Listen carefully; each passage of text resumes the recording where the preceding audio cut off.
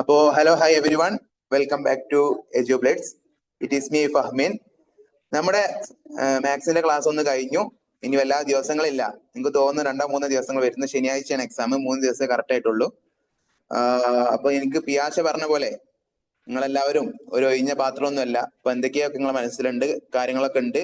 Previous year നിങ്ങൾ ചെയ്തു നോക്കിയെന്ന് വിചാരിക്കുന്നു. ഞാൻ ഈ ക്ലാസ്സിൽ കഴിഞ്ഞ ക്ലാസ് കുറച്ച് ചോദ്യങ്ങൾ ബാക്കിയുണ്ട്. അതുപോലെ തന്നെ പെഡഗോജിയുമായിട്ടും റീസണിങ്ങുമായി ബന്ധപ്പെട്ട കുറച്ച് ചോദ്യങ്ങളാണ് ചെയ്യുന്നത്. നമുക്ക് എന്ത് ചെയ്യാം, പെട്ടെന്ന് ചോദ്യങ്ങൾ ചെയ്തു പോകാന്നാണ് വിചാരിക്കുന്നത്. പിന്നെ ഇതിലെ ലാസ്റ്റ് ഒരു 9 ക്വസ്റ്റ്യൻ ബാക്കി ഉണ്ടായിരുന്നു. അത് നമുക്ക് എന്ത് ചെയ്യാം, പെട്ടെന്ന് സോൾവ് ചെയ്യാം. അതിൽ കൂടുതലും പെഡഗോജി തന്നെയാണ് വരുന്നത്. അതുകൊണ്ടാണ് ഞാനത് എടുക്കാന്ന് വിചാരിച്ചത്. അതിനുശേഷം നമുക്ക് പെഡഗോജിക്കായിട്ട് ഒരു 30-35 ക്വസ്റ്റ്യൻ ഉള്ള ഒരു PDF ഉണ്ടാക്കിയിട്ടുണ്ട്. അത് നമുക്ക് പെട്ടെന്ന് ഡിസ്കസ് ചെയ്യാം. നമുക്ക് എന്തെങ്കിലും സംശയങ്ങൾ ഉണ്ടെങ്കിൽ എന്ത് ചെയ്യാം, എല്ലാവരും എന്തായിട്ടും കമന്റ് ചെയ്യുക. പിന്നെ എനിക്ക് പറയാനുള്ളത്, നിങ്ങൾ എന്ത് ചെയ്യുക, ഫുള്ള് കോൺഫിഡൻസോട് കൂടി പരീക്ഷനെ നേരിടുക. ഒരു ക്വസ്റ്റ്യൻ കിട്ടില്ല എന്ന് വിചാരിച്ചിട്ട് അപ്പൊ ഡെസ്പ് ആവരുത്. എന്തായാലും ഈ തവണ നേടിയിട്ടേ നമ്മൾ പോകുള്ളൂ. എജ്യൂബ്ലേഡ്സിലെ ഓരോ കുട്ടിയും പാസ്സാവുന്നതാണ് ഞാൻ വിശ്വസിക്കുന്നത്. അങ്ങനെ തന്നെ ആവട്ടെ. ഒരു ക്വസ്റ്റ്യൻ കിട്ടില്ല നമുക്ക് റാങ്ക് മേക്ക് ചെയ്യാനൊന്നുമില്ല. നമുക്ക് എന്ത് ചെയ്താൽ മതി, ക്വാളിഫൈ ചെയ്താൽ മതി. അപ്പൊ അതിനുള്ള എന്ത് ചെയ്യാം, എല്ലാവരും എഴുതിയിട്ട് പോരുക. ഒരിക്കലും ഡെസ്പ് ആവരുത്. അതുപോലെ തന്നെ ഒരു ക്വസ്റ്റ്യൻ സമയം കളയരുത്. നിങ്ങൾക്ക് എല്ലാവർക്കും എഴുതാൻ പറ്റും. നിങ്ങളുടെ മനസ്സിൽ 90, ഇപ്പൊ പ്രിന്റ് അടിച്ച ക്വസ്റ്റ്യൻ പേപ്പറിന്റെ ഒരു 90 മാർക്കിന്റെ ഉത്തരെങ്കിലും നിങ്ങളുടെ മനസ്സ് ഇപ്പൊ ഉണ്ട്. നിങ്ങളുടെ മനസ്സൊന്നും കൂടി സ്റ്റഡി ആക്കി നമ്മൾ പറഞ്ഞ 100ലേക്ക് എത്താൻ പറ്റും. ഞാൻ സമയം നീട്ടിക്കൊണ്ട് പോകുന്നില്ല, നമുക്ക് സമയം കുറവാണ്. നമുക്ക് എന്ത് ചെയ്യാം, നേരെ നമ്മുടെ ക്വസ്റ്റ്യനിലേക്ക് കടക്കാം. ആദ്യത്തെ ക്വസ്റ്റ്യൻ നോക്കിക്കോളൂ. താഴെ കൊടുത്തിട്ടുള്ളവയിൽ ഏറ്റവും ചെറുത് ഏത്? ഏറ്റവും ചെറുത് ഏതെന്നാണ് ചോദിച്ചത്. ഇത് നമ്മുടെ ഭിന്നസംഖ്യയുമായി ബന്ധപ്പെട്ടതാണ്. ഭിന്നസംഖ്യയും അതുപോലെ തന്നെ ദശാംശ സംഖ്യയും വരുന്നതാണ്. നമ്മൾ ക്ലാസ്സിൽ എടുത്തതാണ്.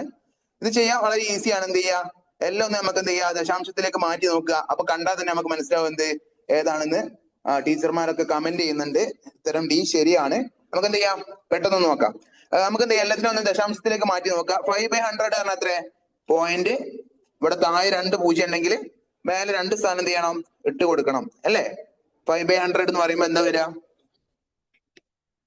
0.5 ഡിവൈഡഡ് ബൈ 0.1 എന്ന് വരും അല്ലേ? ഇനി നമുക്ക് എന്ത് ചെയ്യാം, 25/100 നമുക്ക് നേരിട്ട് എന്ത് ചെയ്താം, 0.25 എന്ന് എഴുതാം. ഇനി 5/1000 എന്ത് വരും?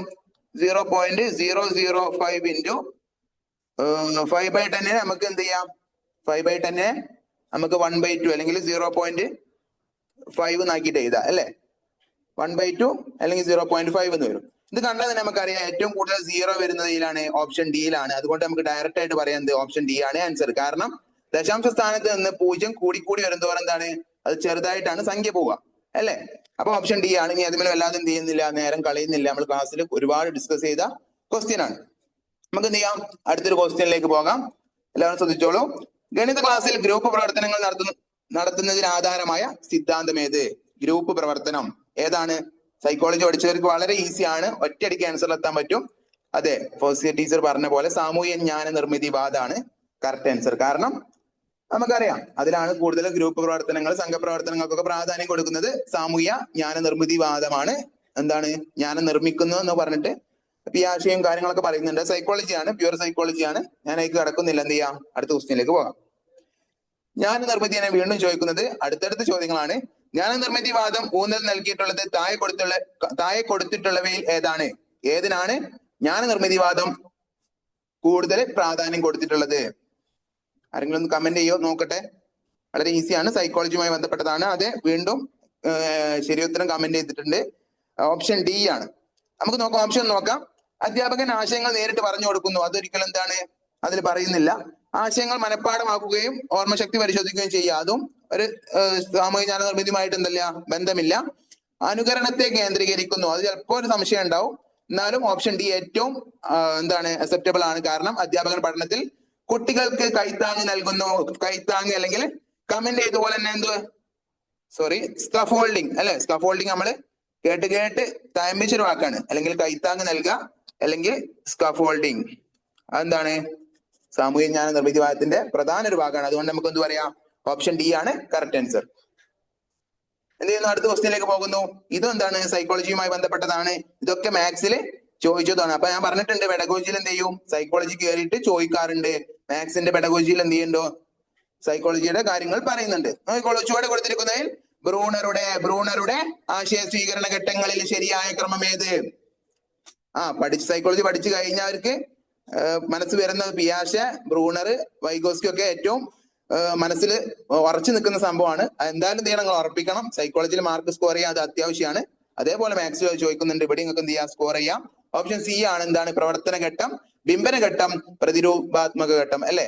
പ്രവർത്തിക്കുക, എന്നിട്ട് അതിന്റെ ആശയം ബിംബനം ഉണ്ടാക്കുക, പിന്നെ അതിന് പ്രതിരൂപാത്മക ഘട്ടം അല്ലെ. ഇത് നമ്മളെന്താണ് സൈക്കോളജി പഠിച്ചതാണ്, എന്ത് ചെയ്യുന്നില്ല, ഇനി ഇവിടെ ഞാൻ ഡിസ്കസ് ചെയ്യുന്നില്ല. ഇനി നോക്കിക്കോളൂ, ഇത് മാത്സുമായി ബന്ധപ്പെട്ടതാണ്.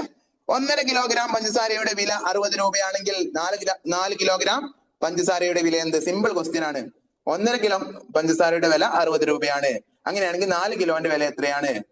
നമുക്ക് എന്ത് ചെയ്യാം, ആദ്യം 1 കിലോന്റെ കാണാം അല്ലെ. 60 എന്ത് ചെയ്താൽ മതി, 1.5 കൊണ്ട് ഡിവൈഡ് ചെയ്താൽ മതി. അല്ലെങ്കിൽ എന്ത് ചെയ്യാം, നമുക്ക് ഈസി ആയിട്ട് എന്ത് ചെയ്യാം, 1.5 നമുക്ക് എന്ത് ചെയ്യാം, അര അതാ 3 അരാക്കിയിട്ട് എന്ത് ചെയ്യാം, ഡിവൈഡ് ചെയ്തൂടെ. ഈസി ആയിട്ടുള്ളതാണ് പറയുന്നത്. നമുക്ക് എന്ത് ചെയ്യാം, സ്റ്റാൻഡേർഡ് യൂണിറ്റിലേക്ക് മാറ്റിയിട്ടും ചെയ്യാം, അരാക്കാം. അങ്ങനെയാണെങ്കിൽ എന്താ, 60 നമുക്ക് എന്ത് ചെയ്യാം, 3 ആക്കിയിട്ട് ഡിവൈഡ് ചെയ്യാം. 20 അഥവാ അര കിലോന് എന്ത് കിട്ടി, 20 രൂപ എന്ന് കിട്ടി. അങ്ങനെയാണെങ്കിൽ 1 കിലോന് എന്ത് കിട്ടും, 40 രൂപ എന്ന് കിട്ടും അല്ലെ. അങ്ങനെയാണെങ്കിൽ 4 കിലോന് എന്ത് കിട്ടൂടാ, 4 കിലോന് 4 × 40 എത്ര വരും? 4 × 40 160. ഓപ്ഷൻ സി 160 രൂപയാണ്. സിമ്പിൾ ആണ്. അല്ലെങ്കിൽ ഡയറക്റ്റ് എന്ത് ചെയ്യാം, 60 1.5 കൊണ്ട് ഡിവൈഡ് ചെയ്തിട്ട് എന്ത് കിട്ടും, 40 എന്ന് കിട്ടും. ഞാൻ എന്താണ് പെട്ടെന്ന് നമുക്ക് ചെയ്യാതെ തന്നെ ഉത്തരം കിട്ടാനുള്ള രീതിയാണ് പറഞ്ഞത്. അടുത്ത ചോദ്യം നോക്കൂ, എങ്ങനെ ചെയ്യാം. 100 square is equal to 99 square plus k ആയാൽ കെയുടെ വില എന്ത്? കെയുടെ വില എന്ത്? എങ്ങനെ കാണാൻ പറ്റും? നമ്മൾ സാധാരണ കെ എങ്ങനെ കാണും? നമുക്ക് ആവശ്യമുള്ള ഒരു ഭാഗത്ത് നിർത്തിയിട്ട് എന്ത് ചെയ്യും, മറ്റൊരു അപ്പുറത്തേക്ക് കൊണ്ടുപോകും. ഉത്തരം കമന്റ് ചെയ്യുന്നുണ്ട്, ശരിയാണ്. ഇതെന്താണ്, ഇത് എന്തിന്റെ ആധാരത്തിലാണ് വന്നത്? നമ്മളൊരു ഇക്വേഷൻ പഠിച്ചിട്ടുണ്ട്, a square minus b square is equal to a minus b into a plus b. ഇതാണ് ഇതിന്റെ കറക്റ്റ് ബേസിക്. എങ്ങനെ മനസ്സിലായി? നമുക്ക് കെ കിട്ടാൻ എന്ത് ചെയ്യാം, 100 സ്ക്വയർ മൈനസ് 99 സ്ക്വയർ ഇങ്ങോട്ട് കൊണ്ടുവരുമ്പോൾ മൈനസ് ആവും. 99 square is equal to k എന്ന് വരും. നമുക്കറിയാം എന്ത്, എ സ്ക്വയർ മൈനസ് ബി സ്ക്വയറിന്റെ ഇക്വേഷൻ നമുക്കറിയാം. എന്താണ്, a minus b into a plus b ആണ്. അപ്പൊ എന്ത് വരും, 100 മൈനസ് 99 ഇൻറ്റു 100 പ്ലസ് 99 ആണ്. 100 മൈനസ് 99 നമുക്ക് എന്താ അറിയാം, 1 ആണെന്ന് വരും. 100 പ്ലസ് 99 നമുക്ക് എന്ത്, 199 ആണെന്ന് വരും. അതുകൊണ്ട് ആൻസർ 199. ഓപ്ഷൻ എ 199 ആണ് കറക്റ്റ് ആൻസർ. ആരോ 1 കമന്റ് ചെയ്തു, മനസ്സിലായി എന്ന് വിചാരിക്കുന്നു. നമ്മളോട് സ്ക്വയർ ആണ് ചോദിച്ചത് കേട്ടോ, സ്ക്വയർ ആണ് ചോദിച്ചത്. 100 ഈക്വൽ ടു 99 പ്ലസ് കെ ആണെങ്കിൽ അത് കറക്റ്റ് ആണ്. സ്ക്വയർ നമ്മൾ ശ്രദ്ധിക്കണം. ഈക്വേഷൻ എന്ത് ചെയ്യണം, മനസ്സിലാക്കിയിട്ട് വെക്കണം. ഓക്കെ അല്ലേ? ഓക്കെ ആണെന്ന് വിചാരിക്കുന്നു. ഇതിൽ നിന്നാണ് എന്ത് ചെയ്യുന്നത്, ആ ഒരു ക്വസ്റ്റ്യൻ വരുന്നത്. എന്തെങ്കിലും സംശയം ഉണ്ടെങ്കിൽ എന്ത് ചെയ്യണം, ചോദിക്കണം. ഞാൻ കുറച്ച് സ്പീഡിൽ പോകുന്നുണ്ട്. എന്താണ്, കൂടുതൽ ക്വസ്റ്റ്യൻ കവർ ചെയ്യാൻ വേണ്ടിയിട്ടാണ് എന്ത് ചെയ്യുന്നത്, സ്പീഡിൽ പറഞ്ഞു പോകുന്നത്. അടുത്ത നോക്കിക്കോളൂ, സമാന്തര രേഖയുമായി ബന്ധപ്പെട്ട ഒരു ചോദ്യമാണ്. ചിത്രത്തിൽ ABCD ഒരു സാമാന്തരികമാണ്. ABCD എന്നുള്ളത് എന്താണ്, ഒരു സാമാന്തരികമാണ്. 2 വശങ്ങൾ സമാന്തരം ആയിരിക്കും അല്ലെ, 2 വശങ്ങൾ ഈക്വൽ ആയിരിക്കും, സമാന്തരമായിരിക്കും. അതുപോലെ തന്നെ എന്ത് ചെയ്തിട്ടുണ്ട്, ഇവിടെ ഒരു കോൺ ECB കൊടുത്തിട്ടുണ്ട്. കോൺ ECB എന്ത് ചെയ്തിട്ടുണ്ട്, കൊടുത്തിട്ടുണ്ട് 60 ഡിഗ്രിയാണ്. എങ്ങനെ നമുക്ക് കാണാം, നമുക്കറിയാം ഇതും എന്താണ്, സമാന്തര വരയാണ്. ഇതിന്റെ ഇവിടുത്തെ ചെരിവ് 60 ഡിഗ്രിയാണ്. അതുകൊണ്ട് സ്വാഭാവികമായിട്ടും ഇവിടുത്തെ ചെരിവ് എന്തായിരിക്കും, 60 ഡിഗ്രി ആയിരിക്കും. ഇനി ഇതൊന്ന് നീട്ടി വരച്ചു നോക്കൂ. 2 സമാന്തര വര, 2 വരണം എന്ത് ചെയ്യുന്നു, ക്രോസ് ചെയ്യുന്നുണ്ട്. അതുകൊണ്ട് തന്നെ പുറം കോണുകൾ എന്തായിരിക്കും, തുല്യമായിരിക്കും. അല്ലെങ്കിൽ ഇവിടുത്തെയും കോൺ എന്തായിരിക്കും, തുല്യമായിരിക്കും അല്ലെ, നമ്മൾ പഠിച്ചിട്ടുണ്ട്. അതുകൊണ്ട് ഓപ്ഷൻ ബി 60 ഡിഗ്രിയാണ്. സാമാന്തരികം, സമാന്തര വരകളൊക്കെ പഠിച്ചവർക്ക് എന്ത് ചെയ്യാൻ പറ്റും, ഈസി ആയിട്ട് സ്കോർ ചെയ്യാൻ പറ്റും. ഓക്കെ അല്ലേ? അടുത്ത നോക്കിക്കോളൂ, ചുവടെ കൊടുത്തിരിക്കുന്നവയിൽ പ്രൊജക്ട് രീതിയുടെ സവിശേഷത അല്ലാത്തത് എന്താണ്? പ്രൊജക്ട് രീതിയുടെ സവിശേഷത അല്ലാത്തത് നോക്കിക്കോളൂ. ഗവേഷണ മനോഭാവം വളർത്തുന്നു, അത് പ്രൊജക്ട് രീതിയുടെ ഒരു സവിശേഷതയാണ്. ഓർമ്മശക്തി വർദ്ധിപ്പിക്കുന്നു, വിവരശേഖരണത്തിലുള്ള കഴിവ് വളരുന്നു, അപഗ്രഥന ശേഷി വർദ്ധിക്കുന്നു. ഇത് നോക്കൂ, ഇതൊക്കെ എന്താണ്, നമ്മുടെ പ്രൊജക്ട് രീതിയുമായി ബന്ധപ്പെട്ട. ഓപ്ഷൻ എ ഗവേഷണ മനോഭാവം ഉണ്ടാക്കും. അതുപോലെ തന്നെ വിവരണ ശേഖരണം എന്താണ്, പ്രൊജക്ട് രീതിന്റെ ഒരു ഘട്ടമാണ്. അപഗ്രഥനം എന്താണ്, പ്രൊജക്ട് രീതിയിൽ പറയുന്നുണ്ട്. പക്ഷെ ഓർമ്മശക്തി വർദ്ധിപ്പിക്കുക എന്നുള്ളത് അതിന്റെ ഒരു ഘട്ടമല്ല, അല്ലെങ്കിൽ സവിശേഷത അല്ല എന്ന് നമുക്ക് പറയാം. അതുകൊണ്ട് എന്താണ്, ഓപ്ഷൻ ബി ആണെന്ത് കറക്റ്റ് ആൻസർ. ഓർമ്മശക്തി വർദ്ധിപ്പിക്കുന്നു എന്നുള്ളത് തെറ്റാണ്. ഓക്കെ അല്ലേ? അതുകൊണ്ട് ഓപ്ഷൻ ബി ആണ് കറക്റ്റ് ആൻസർ. ഇനി ഇതിന്റെ അവസാനത്തെ ചോദ്യത്തിലേക്ക് കടക്കുന്നു. സിമ്പിൾ ആണ്, സിമ്പിൾ മാത്തമാറ്റിക്സ് ആണ്. എന്ത് ചെയ്യുക, പെട്ടെന്ന് എന്ത് ചെയ്യുക, എല്ലാവരും ചെയ്തു നോക്കുക. ഞാൻ ക്വസ്റ്റ്യൻ വായിക്കുന്നുണ്ട്. ഒരു ചതുരപ്പെട്ടിയുടെ അകത്തെ അളവുകൾ 20 സെന്റിമീറ്റർ ഇൻറ്റു നാട്ടോ, എക്സ് അല്ല, 20 സെന്റിമീറ്റർ 10 സെന്റിമീറ്റർ ഇൻറ്റു 15 സെന്റിമീറ്റർ ആണ്. ഈ പെട്ടിയിൽ 1 സെന്റിമീറ്റർ വശമുള്ള എത്ര യൂണിറ്റ് ക്യൂബുകൾ അടക്കി വെക്കാം? അല്ലെങ്കിൽ ഒന്നെങ്കിൽ അതിന്റെ വ്യാപ്തം അല്ലെങ്കിൽ അതിന്റെ വോളിയാണ് നമുക്ക് എന്ത് ചെയ്യേണ്ടത്, കാണേണ്ടത്, അതിന്റെ ഉള്ളളവാണ് നമുക്ക് കാണേണ്ടത്. അപ്പൊ എന്ത് ചെയ്തിട്ടുണ്ട്, ഓരോ 3 വശങ്ങൾ തന്നിട്ടുണ്ട്. 20 centimetre into 10 centimetre into 15 centimetre എന്ത് ചെയ്തിട്ടുണ്ട്, തന്നിട്ടുണ്ട്. 3 വശങ്ങള്, വീതി, നീളം, ഹൈറ്റും തന്നിട്ടുണ്ട്. അതങ്ങനെ എന്ത് ചെയ്യണം, നമ്മൾ മനസ്സിലാക്കണം. നമുക്ക് എങ്ങനെ ഉള്ളളവ് കാണാം? 3000 ആണ് കറക്റ്റ് ആൻസർ. എങ്ങനെ, ഇത് നേരെ എന്ത് ചെയ്താൽ മതി, നേരെ മൾട്ടിപ്ലൈ ചെയ്താൽ മതി. 20 ഇൻറ്റു 10 ഇൻറ്റു 15 ചെയ്യുമ്പോൾ നമുക്ക് എന്ത് കിട്ടും, 3000 എന്ന് കിട്ടും. 3000 അല്ലെങ്കിൽ ഓപ്ഷൻ ഡി ആണ് എന്ത് ചെയ്യുന്നത്, കറക്റ്റ് ആൻസർ ആയിട്ട് വരുന്നത്. അപ്പൊ കഴിഞ്ഞ ക്ലാസ്സിൽ നമ്മൾ പൂർത്തിയാക്കാനുള്ള ഒരു 9 ചോദ്യം ഉണ്ടായിരുന്നു. അത് നമ്മൾ എന്ത് ചെയ്തു, പെട്ടെന്ന് പറഞ്ഞു കഴിഞ്ഞു. ഇതിൽ സംശയമില്ല എന്ന് വിചാരിക്കുന്നു. നമുക്ക് എന്ത് ചെയ്യാം, പെഡഗോജിയുടെ കുറച്ച് ക്വസ്റ്റ്യൻ എന്ത് ചെയ്യാം, പെട്ടെന്ന് നമുക്ക് എന്ത് ചെയ്യാം, സോൾവ് ചെയ്യാം. ഈ ഭാഗം എല്ലാവർക്കും ക്ലിയർ ആണെന്ന് വിചാരിക്കുന്നു. ക്ലിയർ ആണെങ്കിൽ ഒന്ന് ഓക്കെ കമന്റ് ചെയ്യാം. അതുപോലെ തന്നെ യൂട്യൂബിൽ കാണുന്നവരുണ്ട് എന്ത് ചെയ്യാം, കറക്റ്റ് ചോദ്യം എന്ത് ചെയ്യാം, കമന്റിൽ ചെയ്തിട്ടുണ്ടെങ്കിൽ നമുക്ക് എന്ത് ചെയ്യാൻ പറ്റും, ഉത്തരം തരാൻ പറ്റും. എന്ത് ചെയ്യാം, ഇത് ക്ലിയർ ആണെങ്കിൽ ഓക്കെ ക്ലിയർ ആണെന്ന് വന്നിട്ടുണ്ട്. അങ്ങനെയാണ് എന്ത് ചെയ്യാം, അടുത്ത സെറ്റ് ക്വസ്റ്റ്യനിലേക്ക് നമുക്ക് കിടക്കാം. ഓക്കെ അല്ലേ? ഓക്കെ, അങ്ങനെയാണെങ്കിൽ അടുത്ത സെറ്റ് ക്വസ്റ്റ്യനിലേക്ക് നമ്മൾ കടക്കുന്നു. ഇതിൽ നമ്മൾ കൂടുതലായിട്ട് പറയുന്നത്, കോൺസെൻട്രേറ്റ് ചെയ്യുന്നത് പെഡഗോജിയാണ്. പലർക്കും പെഡഗോജി എന്ത് ചെയ്തിട്ടുണ്ടാവും, ഒരു സംശയം ഉണ്ടാവും എങ്ങനെ ചെയ്യാന്ന്. പെഡഗോജി എന്താണ്, ഒന്നും ബുദ്ധിമുട്ടണ്ട, നമ്മൾ എന്ത് ചെയ്താൽ മതി, കുറച്ചൊന്ന് ആലോചിച്ച് 1-2 വട്ടം വായിച്ചു നോക്കിയാൽ എന്ത് ചെയ്യാൻ പറ്റും, നമുക്ക് വളരെ ക്ലിയർ ആയിട്ട് എന്ത് ചെയ്യാൻ പറ്റും, സോൾവ് ചെയ്യാൻ പറ്റും. അതുപോലെ തന്നെ പ്രീവിയസ് ഇയറിൽ ഒരുപാട് റിപ്പീറ്റഡ് ക്വസ്റ്റ്യൻ പെഡഗോജിയുമായി ബന്ധപ്പെട്ട ഭാഗത്ത് എന്ത് ചെയ്യുന്നുണ്ട്, ചോദിക്കുന്നുണ്ട്. നമുക്ക് എന്ത് ചെയ്യാം, നേരെ ക്വസ്റ്റ്യനിലേക്ക് അടക്കാം. അതിനു മുമ്പ് കഴിഞ്ഞ ക്ലാസ്സിൽ ഞാൻ ഒരു കാര്യം പറഞ്ഞിരുന്നു. എന്താണ്, മറുചാപത്തിലെ കോൺ എന്നൊക്കെ പറഞ്ഞിട്ട്. അത് കഴിഞ്ഞ ക്ലാസ്സിൽ ഒരു ചെറിയ സംശയം ഉണ്ടായപ്പോൾ അത് ഇതിൽ ഉൾപ്പെടുത്തിയെന്നുള്ളൂ. എന്താണ് പറഞ്ഞത് നോക്കിക്കോളൂ, ചാപത്തിൽ ഉണ്ടാക്കുന്ന കോണ്. അഥവാ ഒരു വൃത്തമുണ്ട്, വൃത്തത്തിന്റെ കേന്ദ്രത്തിൽ ഒരു എക്സ് എന്നുള്ള കോണുണ്ട്. അങ്ങനെയാണെങ്കിൽ അത് ചാപത്തിൽ ഉണ്ടാക്കുന്ന കോണ് അതിന്റെ പകുതി ആയിരിക്കും, 1/2 എക്സ് ആയിരിക്കും. ഉദാഹരണത്തിന് ഇവിടെ വൃത്ത കേന്ദ്രത്തിൽ 60 ഡിഗ്രിയാണ് കോൺ ഉണ്ടാക്കുന്നുണ്ടെങ്കിൽ ചാപത്തിൽ അത് 30 ഡിഗ്രി ആയിരിക്കും. ചിലപ്പോ ഈ രീതിയിൽ ചിത്രം തന്നിട്ട് എന്ത് ചെയ്യും, കോണൊക്കെ കാണാൻ പറയും. ചിലപ്പോൾ ചോദിക്കും, അതൊന്ന് മനസ്സിലായിക്കോട്ടെ വിചാരിച്ചിട്ടാണ്. ഇപ്പൊ നോക്കിക്കോളൂ, ഇവിടെ സെന്ററിൽ നേർരേഖയാണെങ്കിൽ 180 ഡിഗ്രി ആണെങ്കിൽ എന്താണ്, ഇവിടെ 90 ഡിഗ്രി ആയിരിക്കും. അഥവാ വൃത്തകേന്ദ്രത്തിന്റെ പകുതി ആയിരിക്കും എന്ത്, ചാപത്തിലെ കോൺ. അത് പറഞ്ഞെന്നുള്ളൂ. കഴിഞ്ഞ ക്ലാസ്സിൽ ഒരു ചെറിയ സംശയം വന്നപ്പോ. കഴിഞ്ഞ ക്ലാസ് കാണാത്തവരുണ്ട് എന്ത് ചെയ്യുക, യൂട്യൂബിൽ ക്ലാസ് ഉണ്ട്, എല്ലാവരും എന്ത് ചെയ്യുക, കേൾക്കാം. ഇനി നോക്കിക്കോളൂ, ഇനി പെഡഗോജിയുമായി ബന്ധപ്പെട്ട ചോദ്യങ്ങളാണ്. അതെ, മറുചാപത്തിലെ കോണാണ്. ഓക്കെ, മറുചാപത്തിലെ കോണാണ്. ഓക്കെ, നമുക്ക് പെഡഗോജിയുമായി ബന്ധപ്പെട്ട ചോദ്യത്തിലേക്ക് കടക്കാം. ചുവടെ കൊടുത്തിരിക്കുന്നവയിൽ ഗണിതത്തിന്റെ പ്രായോഗിക മൂല്യം നേടുന്നതുമായി ബന്ധപ്പെട്ട സന്ദർഭം അല്ലാത്തത്. ഞാൻ പറയുന്നു, ഈ ടൈലന്റ് അവിടെ അടിവരട്ടിട്ടുണ്ട്. അല്ലാത്തത് ഏത്, ആയത് ഏത് എന്ത് ചെയ്യണം, നമ്മൾ എന്ത് ചെയ്യണം, ശ്രദ്ധിക്കണം. ഞാൻ പറയട്ടെ, പലർക്കും എന്ത് ചെയ്യും, പരീക്ഷകളിൽ നിന്ന് ഇറങ്ങുമ്പോൾ ഒരു ക്വസ്റ്റ്യൻ എങ്കിലും ഇതിന്റെ പേരിൽ തെറ്റിയിട്ടുണ്ടാവും. അപ്പൊ നമുക്ക് എന്ത് ചെയ്യരുത്, ആ തെറ്റ് വരരുത്. അല്ലാത്തത് ഏത്, ആയത് ഏത്. നമ്മൾ എന്ത് ചെയ്യും, ബന്ധപ്പെട്ട സന്ദർഭം ഏതെന്ന് ചോദിച്ചിട്ട് ഫസ്റ്റ് ഓപ്ഷൻ ബാങ്ക് ഇടപാട് നടത്തുക, പ്രായോഗിക സന്ദർഭമാണ്. എന്ത് ചെയ്തു, കർപ്പിച്ചു, സാറ്റിസ്ഫൈഡ് ആയി. പക്ഷെ എന്ത് ചെയ്യും, ഉത്തരം തെറ്റും. ചോദിച്ചത് പ്രായോഗിക സന്ദർഭവുമായി ബന്ധമല്ലാത്തത് ഏതെന്നാ ചോദിച്ചത്. ബാങ്ക് ഇടപാട് നടത്തുക എന്താണ്, പ്രാക്ടിക്കൽ മൂല്യം നേടുന്നതാണ്, അല്ലെങ്കിൽ പ്രായോഗിക മൂല്യം നേടുന്നതാണ്. മാത്സുമായി ബന്ധപ്പെട്ട് കടയിൽ നിന്ന് സാധനങ്ങൾ വാങ്ങുമ്പോൾ പണവിനിമയം നടത്തുന്നു, അതും എന്താണ്, പ്രായോഗിക മൂല്യവുമായി ബന്ധപ്പെട്ടതാണ്. സ്കൂൾ സഹകരണ സ്റ്റോർ പ്രവർത്തനങ്ങളിൽ പങ്കാളിയാവുക, അവിടെ എന്ത് ചെയ്യുന്നുണ്ട്, പണ ഇടപാടും മാത്സ് വരുന്നുണ്ട്. എന്നാൽ ജാമിതീയ രൂപങ്ങൾ വരച്ച് നിറം കൊടുക്കുക, അതൊരു പ്രായോഗിക മൂല്യമായിട്ട് എന്ത് ചെയ്യാൻ പറ്റൂല, നമുക്ക് പറയാൻ പറ്റൂല. അതൊരു ക്ലാസ് റൂം പ്രവർത്തനമായിട്ട് എന്ത് ചെയ്യാം, നമുക്ക് വേണമെങ്കിൽ പറയാം. അപ്പൊ ഓപ്ഷൻ ഡി ആണ് എന്ത്, പ്രായോഗിക മൂല്യമല്ലാത്തതുമായ ബന്ധപ്പെട്ട ഗണിതത്തിന്റെ ഒരു സന്ദർഭം. അടുത്ത ചോദ്യം നോക്കൂ, പ്രശസ്ത ഗ്രന്ഥമായ ലീലാവതി എഴുതിയത്. ഇതെന്ത് ചെയ്യണം, നിങ്ങൾ ഓപ്ഷൻ കമന്റ് ചെയ്യണം. കാരണം കഴിഞ്ഞ ക്ലാസ്സിൽ എന്ത് ചെയ്തു, ഞാൻ ഇത് സൂചിപ്പിച്ചതാണ്. ഓക്കെ, ഓപ്ഷൻ സി വളരെ കറക്റ്റ് ആണ്. ഓക്കെ, എല്ലാവരും മനസ്സിലാക്കിയിട്ടുണ്ടെന്ന് അറിഞ്ഞതിൽ സന്തോഷമുണ്ട്.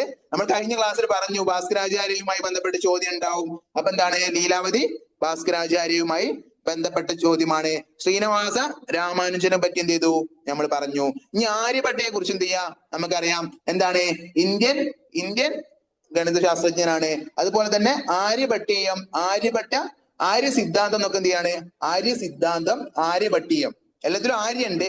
അപ്പൊ അതുകൊണ്ട് വലിയ കൺഫ്യൂഷൻ ഒന്നും ഉണ്ടാവില്ല. ആര്യഭട്ടയുടെ പുസ്തകങ്ങളാണ്. അതുപോലെ തന്നെ എന്താണ്, മാത്തമെറ്റിക്സിന്റെ ഫാദർ ഓഫ് ഇന്ത്യൻ മാത്തമെറ്റിക്സ് ആണ് എന്ത്, ആര്യഭട്ട. പിന്നെ യൂക്ലിഡുമായി ബന്ധപ്പെട്ട് സ്ഥിരമായിട്ട് ചോദിക്കുന്ന ഒരു ചോദ്യം ഉണ്ട്. എന്താണ്, എലമെന്റ്സ് ദ എലമെന്റ്സ് എന്നുള്ള കൃതി, ദ എലമെന്റ്സ്, ഇത് എലമെന്റ്സ്, ഇത് എനിക്ക് തോന്നുന്നു DLEDന്റെ പുസ്തകത്തിലുണ്ട്. അതുകൊണ്ട് എന്താണ്, DLED പരീക്ഷകൾക്ക് വരെ ചോദിക്കുന്ന ക്വസ്റ്റ്യൻ ആണ്, ഇമ്പോർട്ടന്റ് ആണ്. ദി എലമെന്റ്സ് ആരുമായി ബന്ധപ്പെട്ടതാണ്. അതുപോലെ തന്നെ യൂക്ലിഡ് ഫാദർ ഓഫ് ജിയോമെട്രി, ജാമിതിയുടെ പിതാവ് എന്നറിയപ്പെടുന്നതും യൂക്ലിഡ് ആണ്. അതുപോലെ തന്നെ ദി എലമെന്റ്സ് എന്നുള്ള ബുക്ക് എഴുതിയത് യൂക്ലിഡ് ആണ്. അത് നിർബന്ധമാണ്. പിന്നെ ശ്രീനിവാസ രാമാനുജനും ഭാസ്കരാചാര്യയും നമ്മൾ എന്ത് ചെയ്തു, കഴിഞ്ഞ ക്ലാസ്സിൽ പരിചയപ്പെട്ടു. അടുത്ത ചോദ്യത്തിലേക്ക് നോക്കൂ. ചുവടെ കൊടുത്തിരിക്കുന്നവയിൽ ഏറ്റവും അനുയോജ്യമായ ബോധനതന്ത്രം ഏത്? ഏറ്റവും അനുയോജ്യമായ ബോധനതന്ത്രം ഏത്? കുട്ടികൾക്ക് എല്ലാ വിവരങ്ങളും പറഞ്ഞു കൊടുക്കുക. ഒരിക്കലും ആപ്റ്റ് അല്ല, കാരണം നമ്മൾ അങ്ങനെ പഠിക്കുന്നില്ല. നോക്കിക്കോളൂ, കുട്ടികൾക്ക് വസ്തുതകൾ ഓർമ്മിക്കാനുള്ള കഴിവ് ഉണ്ടാക്കുക, അതല്ല നമ്മളെ പണി. അല്ല, നമുക്ക് എന്ത് ചെയ്യാണ്, സ്കില്ലും കാര്യങ്ങളൊക്കെ, അതുപോലെ തന്നെ ബാക്കിയുള്ള കാര്യങ്ങളൊക്കെയാണ്. ഇനി ഓപ്ഷൻ സി നോക്കൂ, കുട്ടികളെ പരീക്ഷകൾക്ക് നന്നായി എഴുതാൻ പ്രാപ്തരാക്കുക. അതും എന്താണ്, ഒരു ബോധനതന്ത്രമായിട്ട്, ഒരു പഠന ലക്ഷ്യമായിട്ട് നമുക്ക് പറയാൻ പറ്റില്ല. എന്നാ ഓപ്ഷൻ ഡി നോക്കൂ, കുട്ടികളെ അറിവ് കണ്ടെത്താൻ പ്രാപ്തരാക്കുക. കുട്ടികളെ അറിവ് കണ്ടെത്താൻ പ്രാപ്തരാക്കലാണ് എന്ത്, ടീച്ചർമാരുടെ പണി. അതുകൊണ്ട് ഓപ്ഷൻ ഡി ആണെന്ത് കറക്റ്റ് ആൻസർ. അടുത്ത് നോക്കൂ, കുട്ടിയുടെ പഠന നേട്ടം അളക്കുന്നതിന് ഏറ്റവും അനുയോജ്യമായ ടൂൾ ഏത്? പഠന നേട്ടം, കുട്ടി പഠിച്ചോ ഇല്ലെന്ന് നോക്കുന്നതിന് ഏറ്റവും അനുയോജ്യമായ ടൂൾ ഏത്? ഓപ്ഷൻ സി കമന്റ് ചെയ്തിട്ടുണ്ട്. നമുക്ക് ഓപ്ഷൻസ് ഒന്ന് നോക്കാം. സിദ്ധിശോധകം, അഭിരുചി പരീക്ഷ, നിദാന ശോധകം, റേറ്റിംഗ് സ്കെയില്. ഓപ്ഷൻ സി ആണ് എല്ലാവരും പറയുന്നത്. പക്ഷെ ഓപ്ഷൻ കറക്റ്റ് ആയിട്ട് വരുന്നത് സിദ്ധിശോധകമാണ്, അല്ലെങ്കിൽ എയ്ത്ത് പരീക്ഷയാണ് എന്ത്, സിദ്ധിശോധകമാണ്. അഭിരുചി ആപ്റ്റിറ്റ്യൂഡ് വരുന്നുണ്ട്, നിദാന ശോധകം വരുന്നുണ്ട്, റേറ്റിംഗ് സ്കെയിൽ വരുന്നുണ്ട്. പക്ഷെ പഠനനോട്ടം അളക്കാൻ നമ്മൾ ഉപയോഗിക്കുന്നത് സിദ്ധിശോധകമാണ്. എയ്ത്ത് പരീക്ഷയാണ് എന്ത് ഏറ്റവും അനുയോജ്യമായിട്ടുള്ള ടൂളായി വരുന്നത്. ഇതാണ് കഴിഞ്ഞ എക്സാമിലെ ആൻസർ കീ ആയി വന്നിട്ടുള്ളത്. ഓക്കെ അല്ലേ? അത് ക്ലിയർ ആണെന്ന് വിചാരിക്കുന്നു. ഓപ്ഷൻ സി കുറെ ആളുകൾ കമന്റ് ചെയ്ത് കണ്ടു. ഓപ്ഷൻ എ ആണ് എന്ത് കറക്റ്റ് ആൻസർ. ഓക്കെ അല്ലെ? ഇനിയിപ്പോ ഒരു ക്വസ്റ്റ്യൻ തെറ്റി വിചാരിച്ചിട്ട് ടെസ്റ്റ് ഞാൻ പറഞ്ഞിട്ടുണ്ട്, നമുക്ക് 30-30 ആണ്, 25എങ്കിലും എന്ത് ചെയ്താൽ മതി, സ്കോർ ചെയ്താൽ മതി. പെഡഗോജിയിൽ എന്ത് ചെയ്യും, ചില സമയങ്ങളിൽ നമുക്ക് കൺഫ്യൂഷൻ വരും, തെറ്റ് വരും. പക്ഷെ എന്താണ്, ഇതില് സിദ്ധിശോധകമാണ്. ഇനി ചോദിച്ചാൽ എന്ത് ചെയ്യരുത്, തെറ്റിക്കരുത്. ആൻസർ കീ ചെക്ക് ചെയ്തതാണ്. ഇതെന്ത് ഓപ്ഷൻ എ ആണ് കറക്റ്റ് ആയിട്ട് വരുന്നത്. ഇനി അടുത്ത ചോദ്യം നോക്കൂ. കഴിഞ്ഞ ക്വസ്റ്റ്യൻ ക്ലിയർ ആയി വിചാരിക്കുന്നു. അടുത്ത ചോദ്യം നോക്കൂ, അപഗ്രഥന രീതിയുടെ സവിശേഷത ഏതാണ്? അപഗ്രഥന രീതി ഓപ്ഷൻ സി ആണോ?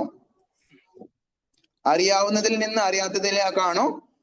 ഏതാണ് ഓപ്ഷൻ നോക്കാം. അനേക ഉദാഹരണങ്ങളിൽ നിന്ന് പൊതുതത്വത്തിലേക്ക്, അതല്ല.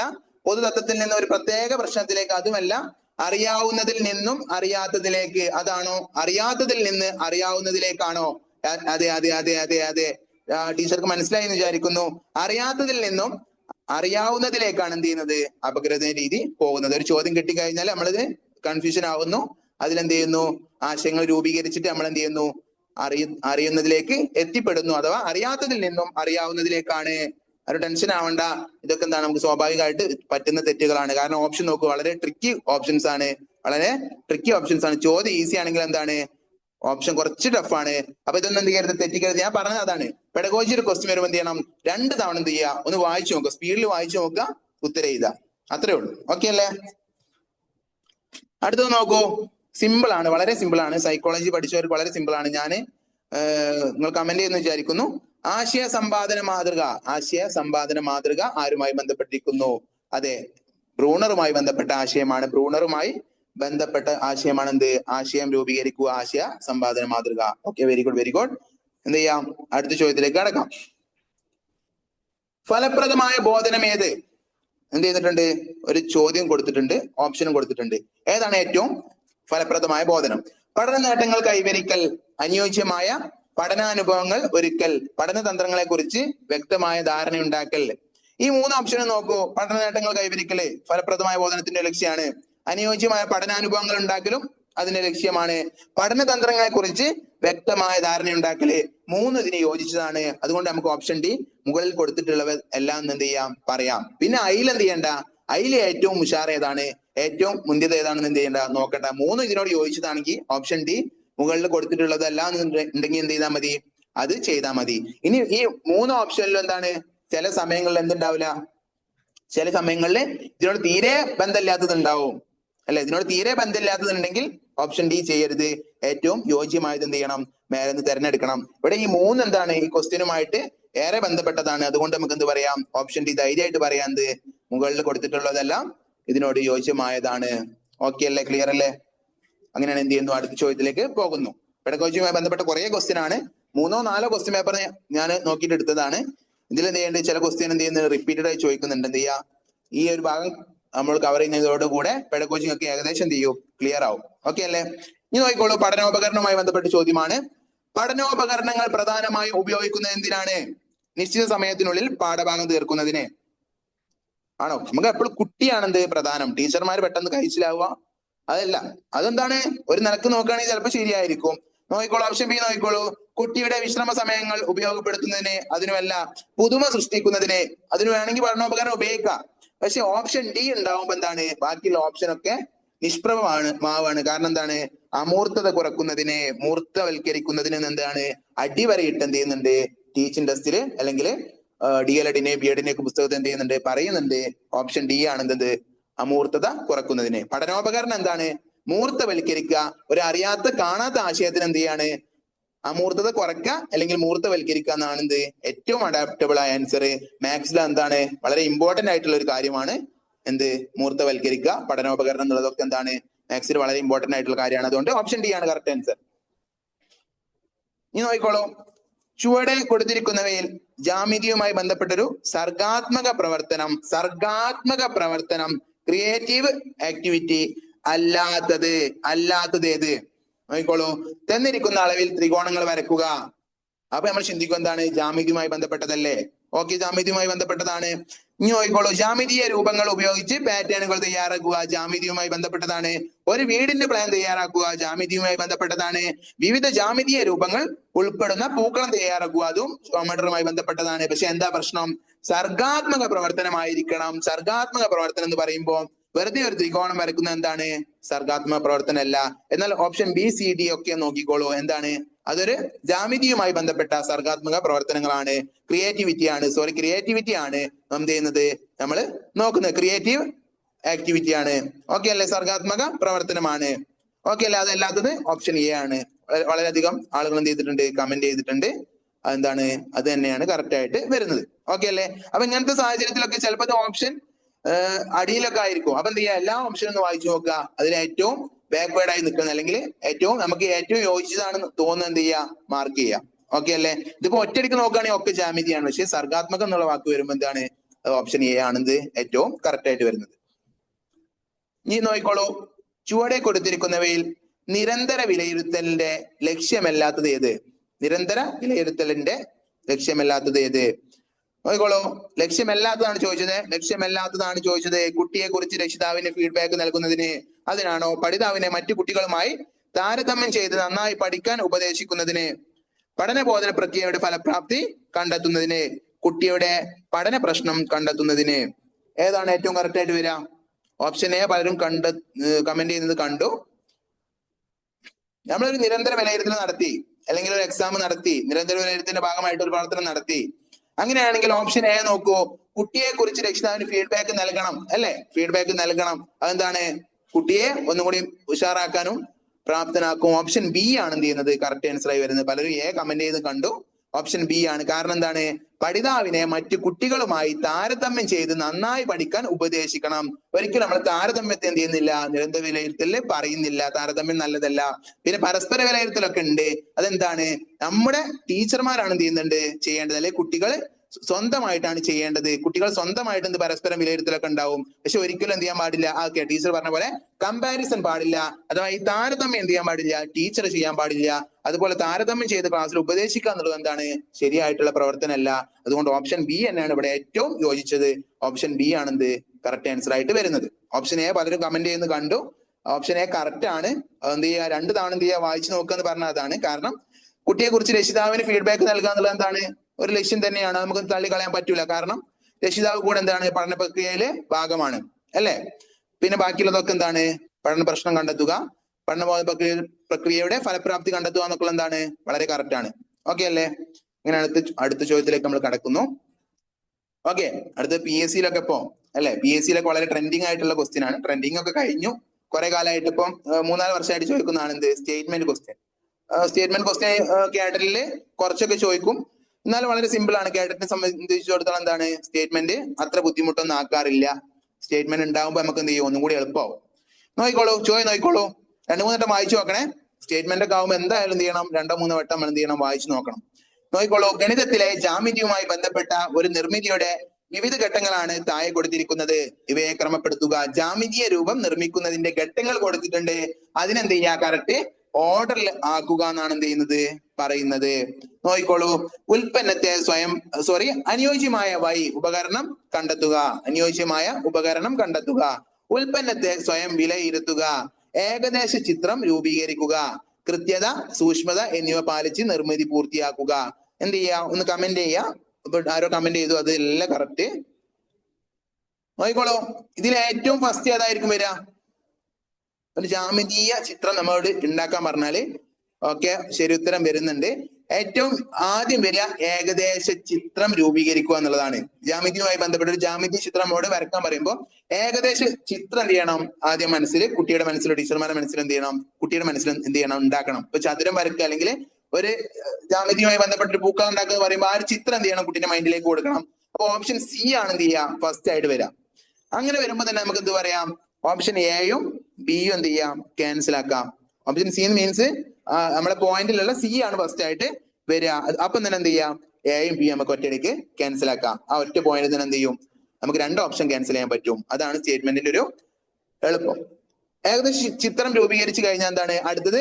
അനുയോജ്യമായ അല്ലെങ്കിൽ ഉപകരണം കണ്ടെത്തുക. അത് തന്നെയാണ് എന്ത് അടുത്ത സ്റ്റെപ്പ് ആയിട്ട് വരുന്നത്. കാരണം ഉപകരണോ അല്ലെങ്കിൽ അത് ചെയ്യേണ്ട എന്ത് ചെയ്യണം പാറ്റേണോ നമുക്ക് എന്ത് ചെയ്യണം വേണം. അപ്പൊ നമുക്ക് ഓപ്ഷൻ സിയും ഡിയും നോക്കാം. അതിൽ രണ്ടിലും എന്താണ് അടുത്തത്? എ തന്നെയാണ് വരുന്നത്.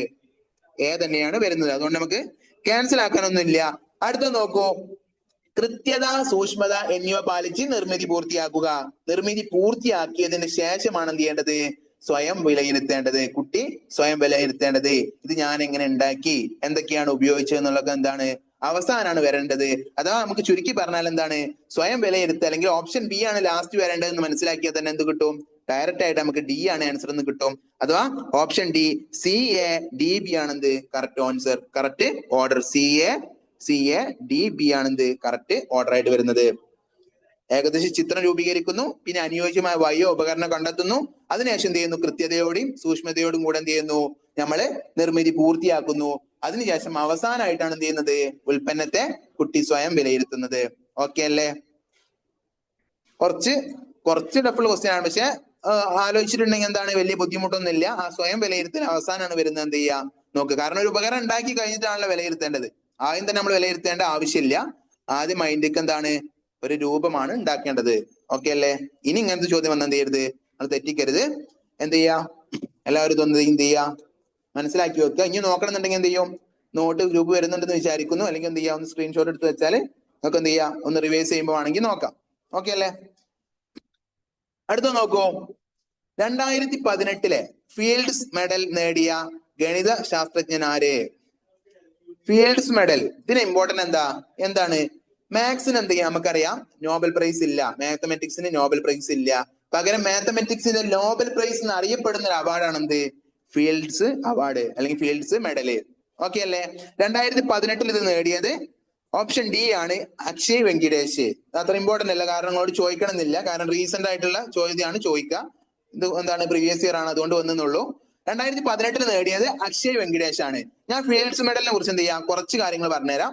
ഫീൽഡ്സ് മെഡൽ എന്ന് പറഞ്ഞാല് 4 വർഷം കൂടുമ്പോൾ എന്ത് ചെയ്യുക അത് കൊടുക്കുക. 2018 ശേഷം 2022 കൊടുത്തു. ഇതെന്ത് ചെയ്തോളൂ നിങ്ങളൊന്ന് ഓർമ്മിച്ച് വെച്ചോളൂ. 2022 മാർക്ക് ബ്രേവ്മാൻ ആണ് കൊടുത്തത്. മാർക്ക് ബ്രേവ്മാന് ഫീൽഡ്സ് അവാർഡ് ചോദിച്ചിട്ടുണ്ടെങ്കിൽ മാർക്ക് കിട്ടണമെങ്കിൽ എന്ത് ചെയ്യണം? നമ്മൾ മാർക്ക് ബ്രേവ്മാനെ ഓർത്ത് വെക്കണം. മാർക്ക് കിട്ടണമെങ്കിൽ മാർക്ക് ബ്രേവ്മാൻ വേണം 2022 കുറിച്ച് ചോദിക്കുകയാണെങ്കിൽ. അടുത്തത് എന്താണ്? ഇതും കൂടി ഓർത്ത് വെച്ചോളൂ. അടുത്ത വർഷം കൊടുക്കും, 2026 കൊടുക്കും. ഫിലാഡൽഫിയയിലാണ് എന്ത് ചെയ്യുന്നത് അത് കൊടുക്കുന്ന ചടങ്ങ് നടക്കുന്നത്. 2026 ഫിലാഡൽഫിയയിലാണ് എന്ത് ചെയ്യുന്നത് ആ ചടങ്ങ് നടക്കുന്നത്. കൊടുത്തിട്ടില്ല, മിക്കവാറും അടുത്ത കാറ്റഗറി ആകുമ്പോൾ കൊടുക്കും. അതിൽ ചോദിക്കും. അത് എഴുതാനുള്ള ഭാഗ്യം നമുക്ക് വേണ്ട. നമുക്ക് എന്ത് ചെയ്യണം? ഇതിൽ തന്നെ പിടിച്ചടക്കണം. ഓക്കെ അല്ലേ? അപ്പൊ 2022 ഫീൽഡ്സ് അവാർഡിനെ കുറിച്ച് ചോദിക്കുകയാണെങ്കിൽ, മാത്സിൽ അവാർഡ് വളരെ കുറവാണ്, നോബൽ ഒന്നും ഇല്ലാത്തതിനോട് അങ്ങനെ ചോദിക്കൂല. പക്ഷെ ഫീൽഡ്സ് അവാർഡിനെ കുറിച്ച് ചോദിക്കുകയാണ്, 2022 ചോദിക്കുകയാണ്, മാർക്ക് വേണോ, മാർക്ക് ബ്രാഹ്മനെ കുറിച്ച് എന്ത് ചെയ്യണം, ഓർമ്മ വേണം. അത്രേ ഉള്ളൂ. ഓക്കെ അല്ലേ? ബാക്കിയുള്ള കാര്യങ്ങളൊക്കെ എന്ത് ചെയ്തോളൂ, വിട്ടോളൂ. അത്ര ഡീപ്പായിട്ടൊന്നും ചിലപ്പം ചോദിക്കൂല. ഫിലാഡൽഫി ഒന്നും ചോദിക്കാൻ സാധ്യതയില്ല.